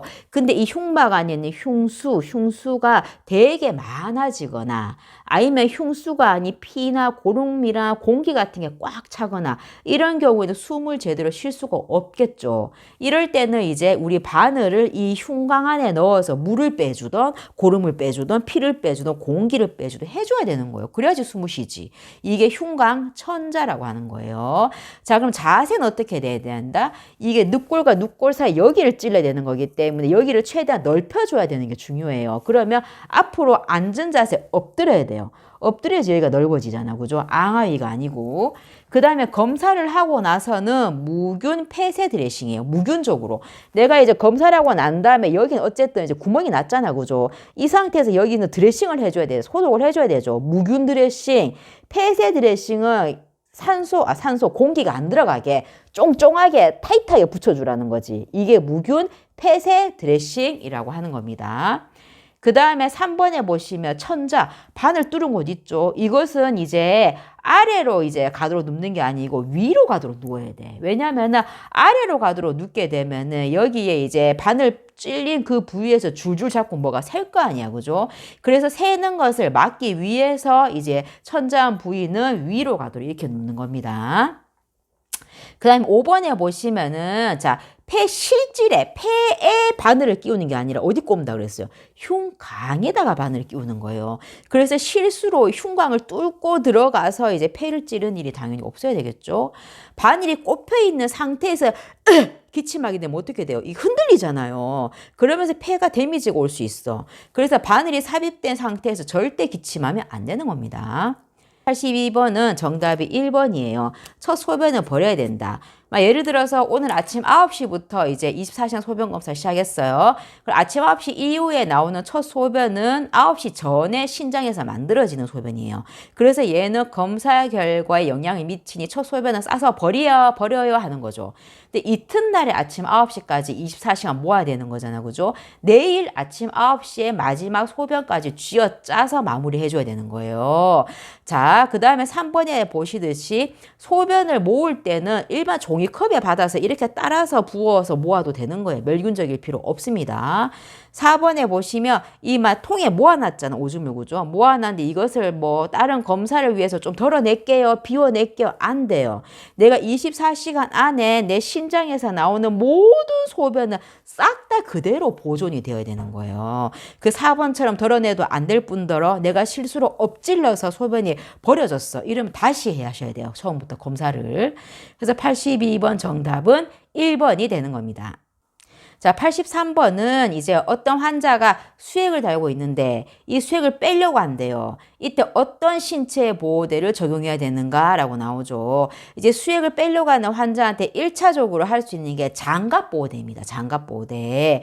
자, 수액 라인을 빼려고 한다. 그러면 손목 보호대 해도 되는 거 아니에요? 자, 신체 보호대 할 때 적용 원칙은 뭡니까? 최소한의 원칙이에요. 장갑 보호대는 내가 장갑처럼 씌인 상태에서 움직일 수가 있잖아요. 그죠? 이거 했는 상태에서도 막 빼려고 막 이렇게 한다면 손목 보호대를 2차적으로 할 수는 있어요. 하지만 우선적으로는 장갑 보호대 하면서 자유를 주고 그 다음에 할 수 있는 게 차선책이 손목 보호대다라고 기억을 해주세요. 그 다음에 84번에 보시면 염좌를 당한 환자에게 얼음주머니 적용할 때 방법이에요.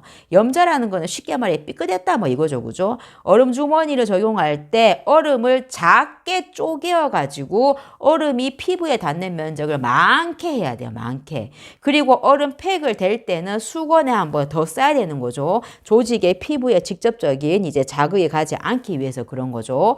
또 얼음팩을 주머니에 담았을 때는 얼음을 이빨에 담는 것이 아니라 3분의 1이나 2분의 1 정도만 담고 공기를 이제 빼줘야 되는 거죠. 그래서 84번 정답은 3번이 되는 겁니다. 85번은 금식을 꼭 해야 되는 검사가 뭐냐고 묻는 거죠. 정답이 1번 정맥신우 조영술이란 거는 혈관으로 조영제를 주사해가지고 조영제 알레르기 있는지 확인해야 되겠죠. 조영제를 주입해가지고 신장으로 가서 이게 소변으로 배설이 되는 과정을 관찰하는 검사 방법이에요. 그래서 조영제가 이제 지나가는 그 동안에 조영제가 이제 보인단 말이야.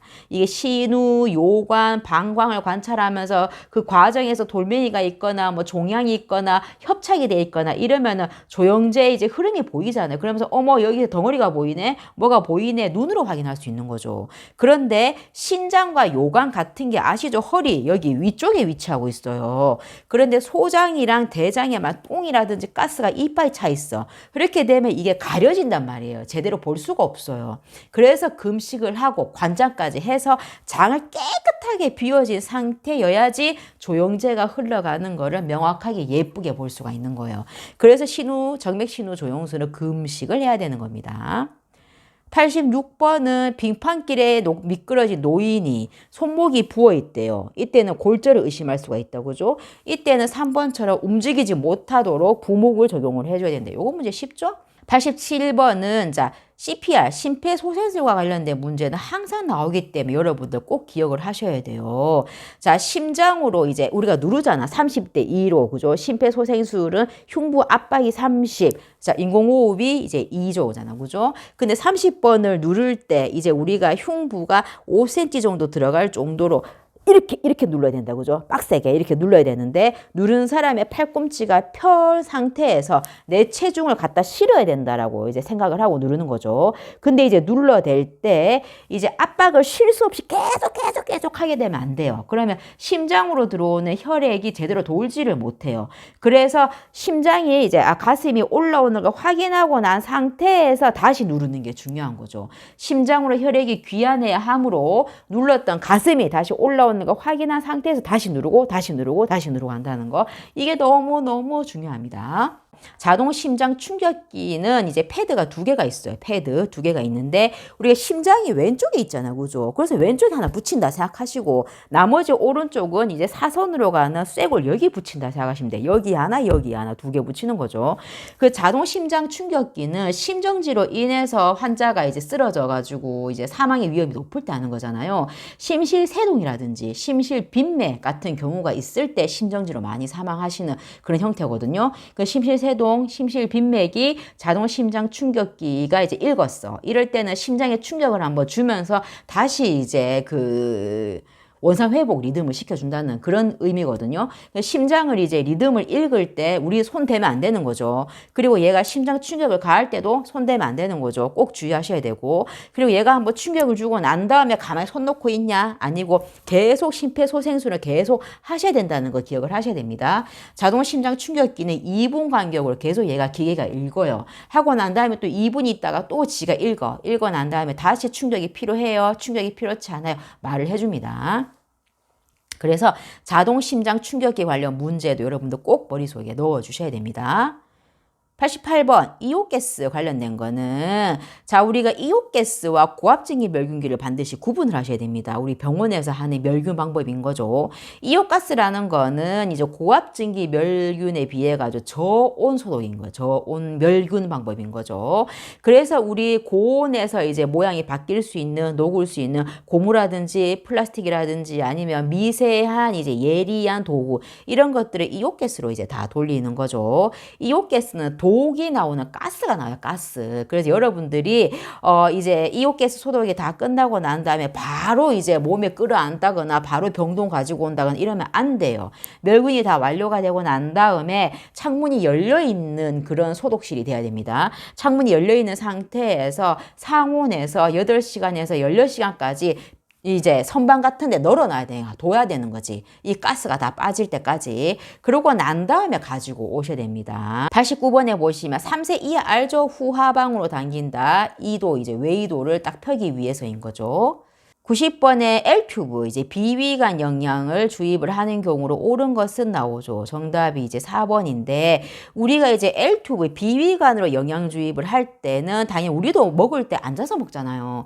영양 주입을 할 때는 자세는 앉아서 먹어야 되는 거고, 영양 주입을 하기 전에는 피스톤으로 당겨보는 거죠. 어느 정도 소화가 잘 돼 있나 이거를 보는 건데, 위에 있는 잔량 당겨봤을 때 100cc 이상이 나오면은 이게 흡인성 폐렴, 이게 위로 역류가 돼가지고 폐로 들어갈 수 있는 위험이 있다. 첫 번째. 그리고 소화도 잘 안 됐다. 왜 소화가 잘 안 돼가지고 위에 꽉 찬 상태에서 막 또 이제 붓게 되면 이게 넘쳐나가지고 폐로 넘어가게 되는 거잖아요. 그래서 이게 뭐예요? 흡인성 폐렴이 되는 거잖아요. 그러므로 이제 100cc 이상 초과돼서 나오게 되면은 의사한테 보고를 해가지고 먹일지 안 먹일지 결정을 하는데 대부분 안 먹입니다. 100 정도 넘게 나오면은. 그 다음에 영양백 같은 경우에는 환자 배를 기준으로 30에서 50cm 높이 정도에 위치하도록 걸어서 주는 거죠. 너무 높은 곳에 걸게 되면은 뭐요? 위치 에너지가 이제 높아지면서 되게 빠른 속도로 떨어지게 되는 거고, 너무 낮게 하면은 안 떨어지잖아. 그죠? 그 높이는 30에서 50cm 사이 차이가 돼야 되는 거고, 그 다음에 영양 주입이 다 끝났죠. 다 끝나고 난 다음엔 앙화의 자세를 취하는 게 아니라, 우리도 밥 먹고 난 다음에 바로 눕지 않잖아요. 피딩이 다 끝나고 나면 30분 정도 안전 자세를 유지해 준다라는 겁니다. 아까 전에 피딩하기 전에 땡겨본다 그랬죠. 그죠? 땡겨본 거는 갖다 버리는 게 아니라 다시 주입을 해줘야 되는 거예요. 자, 91번에 보시면 섭취량과 배설량 나오죠? 섭취량이란 거는 내 입에 들어가는 모든 것들, 링겔로 들어가는 모든 것들, 수혈, 뭐 이런 것들이 다 섭취량에 들어가는 거예요. 근데 배설량이란 거는 내 몸에서 배출되는 오줌, 내 몸에서 나가는 설사, 내 몸에서 나가는 구토, 심한 바람, 땀, 그리고 심한 호흡, 상처에서 나오는 배행량, 그리고 젖은 드레싱, 출혈, 모든 것들이 다 배설량에 들어갑니다. 근데 다만 여러분 헷갈리면 안 되는 게 정상 대변, 정상 호흡으로 나오는 수분 소실, 이거는 배설량에 포함이 되지 않는다. 그래서 여러분들 요거 구분이 반드시 필요하다는 거 기억을 해주세요. 자, 92번에 자, 포비딘 용액 따르잖아요. 그죠? 따를 때 어떻게 따를 건데 92번 정답이 5번이거든요. 라벨이 붙으면 포비딘 적혀있는 라벨이 붙은 면이 위로 가도록 통을 잡는다. 왜 위로 가도록 잡아야 되냐? 내가 부을 때 포비딘이라는 걸 한 번 더 확인을 해야 되는 그 의미가 강해요. 확인의 절차인 거죠. 자, 뚜껑의 내면은 이제 내가 들고 있어야 되면 위로 가게 드는 게 아니라 밑으로 가게 이제 들고 있어야 되는 거고, 불가피하게 바닥에 내려놓을 때는 내면이 위로 가게 이제 두는 거죠. 더 많이 모르고 실수로 부어버렸어. 이럴 때 다시 따르나요? 아니죠, 그죠? 버리고 이제 해야 되는 거죠. 처음 이제 포비딘 이제 부찬에 부었을 때 처음에 나오는 거는 버려야 되는 거지. 왜냐하면 주둥이 있는 쪽에 오염된 것으로 간주하기 때문에 그래요. 그래서 처음에 조금은 버리고 이제 붓는 거죠. 93번은 이제 내용이 쉽죠, 그죠? 93번은 환자의 불안감을 줄일 수 있는 방법인 거죠. 이제 병원에 입원을 하게 되면 환자라는 존재 되게 아픈 것 자체가, 검사하는 것 자체가 불안감을 되게 많이 유발하잖아요. 그래서 이제 환자 불안감을 높이는 중에 하나가 의학용어거든요. 환자는 이해하지 못한 여러 가지 의학용어를 쓰게 되면 무슨 말인지 모르니까 막 더 불안도가 더 올라가잖아요. 그죠? 그래서 정답이 1번이 되는 겁니다. 94번은 이제 위암으로 이제 전신 마취 수술했대요. 이럴 때는 수술 전 간호가 뭐냐면은 정답이 5번이거든요. 우리가 이제 그 전신 마취를 하게 되면 심호흡과 기침 교육이 진짜 많이 중요하잖아요. 왜 중요한가요? 무기폐와 폐렴을 방지하기 위함인 거죠. 자, 우리가 전신 마취를 하고 있는 동안은 폐가 제대로 작동을 하고 있지 않는 상태, 폐가 죽은 상태야. 쉽게 표현하면은 잠깐 이제 죽어 있는 상태인 거죠. 근데 내가 이제 수술을 다 끝나고 나왔는 상태죠. 그럴 때는 폐를 원래 상태로 되돌려야 되는 거죠. 되돌리기 위해서는 계속 내가 심호흡을 하고 기침을 하고 하면서 잠들어 있던 폐를 깨워야 돼요. 근데 내가 아프다 해가지고 난 못해요, 안 해요 이러고 있으면 공기도 제대로 이제 폐 속에 안 들어가는 거고, 하면서 안에 있는 세균, 가래 같은 걸 뱉어내야 되는데 이것이 계속 폐 안에 쌓이니까 폐렴이 발생할 수밖에 없는 거죠.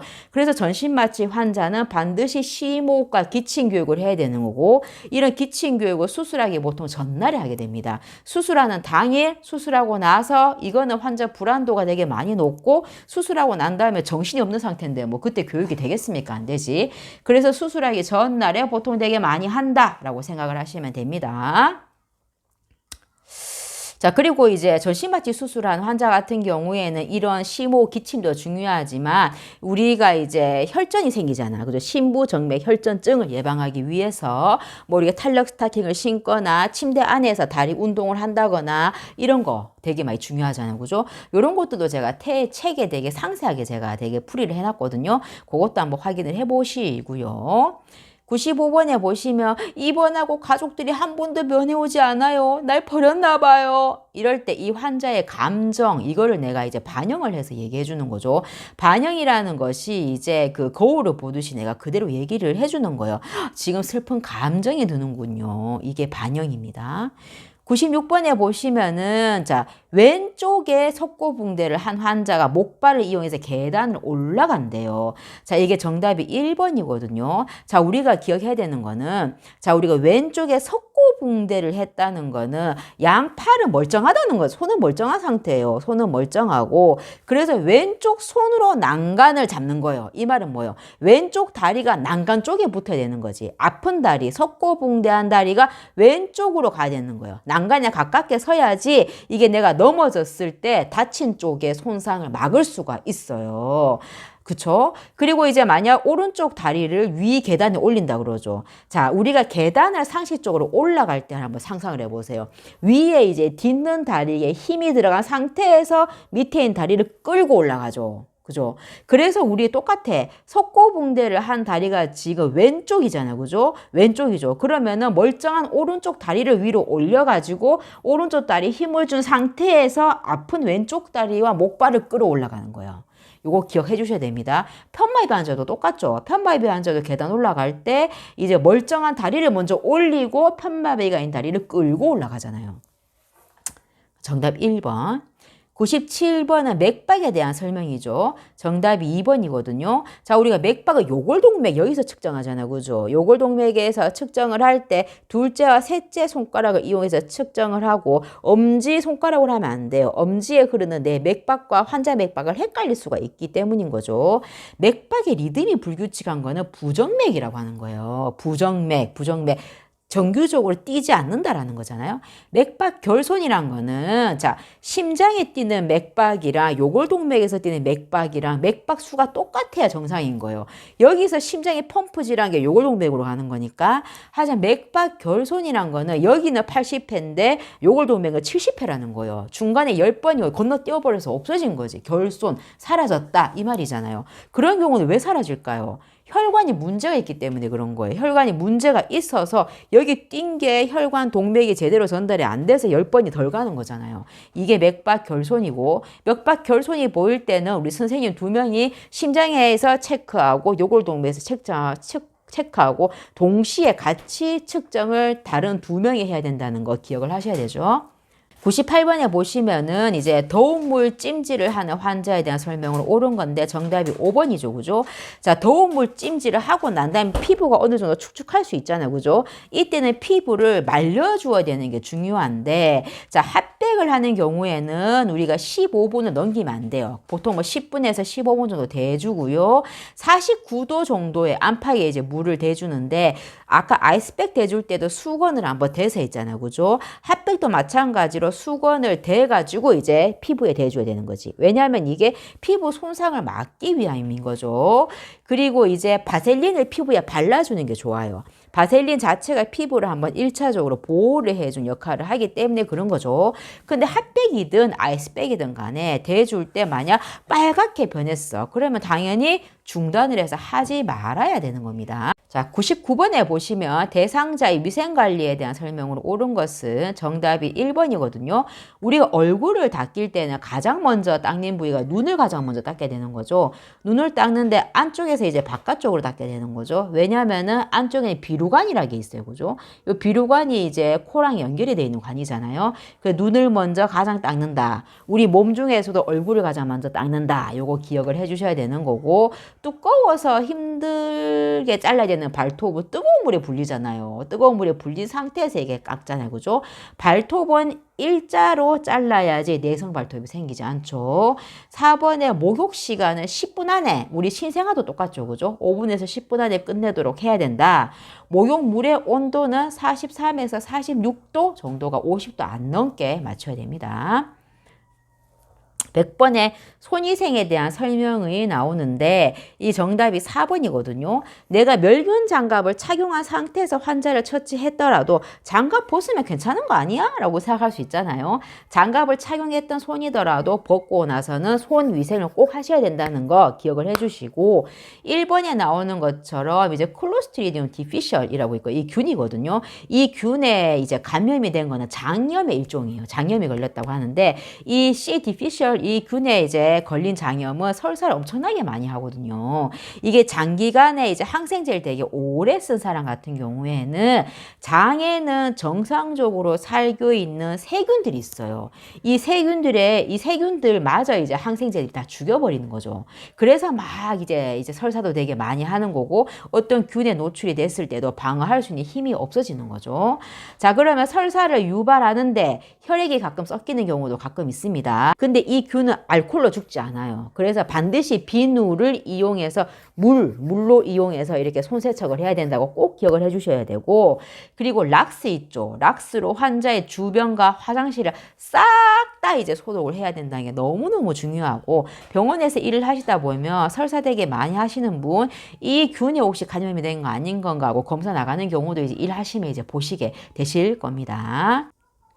그리고 이번에 보이시 눈에 보이는 혈액에 당연히 묻었다면 알코올 손소독제로 할 게 아니잖아요. 이럴 때는 비누와 물을 이용해서 당연히 씻어야 되는 겁니다.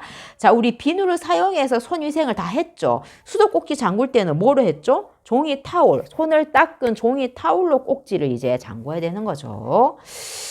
자, 요렇게 100번까지 이제 문제를 다 풀어봤습니다. 자, 우리 2024년도 이제 하반기 이제 국가고시 기출 유형 문제에 대해서 이제 오늘 이제 이번 시간에 장시간 동안 이제 풀어봤는데 여러분들 2025년도 3월 시험과 9월 시험에 이 문제풀이가 되게 많은 도움이 되길 바랍니다. 사실 이제 기존의 문제집들은 되게 설명들이 되게 짧잖아요. 짤막짤막 해가지고 좀 이해할 수 있는 게 되게 많이 힘이 들거든요. 하지만 저는 되게 이제 이 책을 이제 쓸 때는 굉장히 정말 너무 투머치다. 뭐 TMI라 그러죠. 그죠? 너무 투머치다 싶을 정도로 설명을 엄청나게 자세히 제가 했거든요. 그래서 이 책 한 권만 딱 가지고 있다면 정말 어떤 것이든 진짜 문제풀이를 되게 쉽게 할 수 있고 이해도가 굉장히 많이 높아질 거라고 생각을 합니다. 내가 문제풀이하고 내가 공부를 할 때는 무조건 외우려고 하는 게 아니라 이해가 먼저 동반이 돼야 되거든요. 그리고 이제 기존에 이제 수년 동안 있었던 기출 문제들을 되게 많이 유형을 분석을 해가지고 많이 나오는 것들 위주로 제가 이 책을 꾸렸기 때문에 탄탄한 시험 대비가 될 거라고 생각을 합니다. 간호조무사 가장 빠른 여러분들의 합격을 위해서 제 책과 함께 공부하시길 바랍니다. 이상은 간호사이자 작가 김민소입니다. 감사합니다.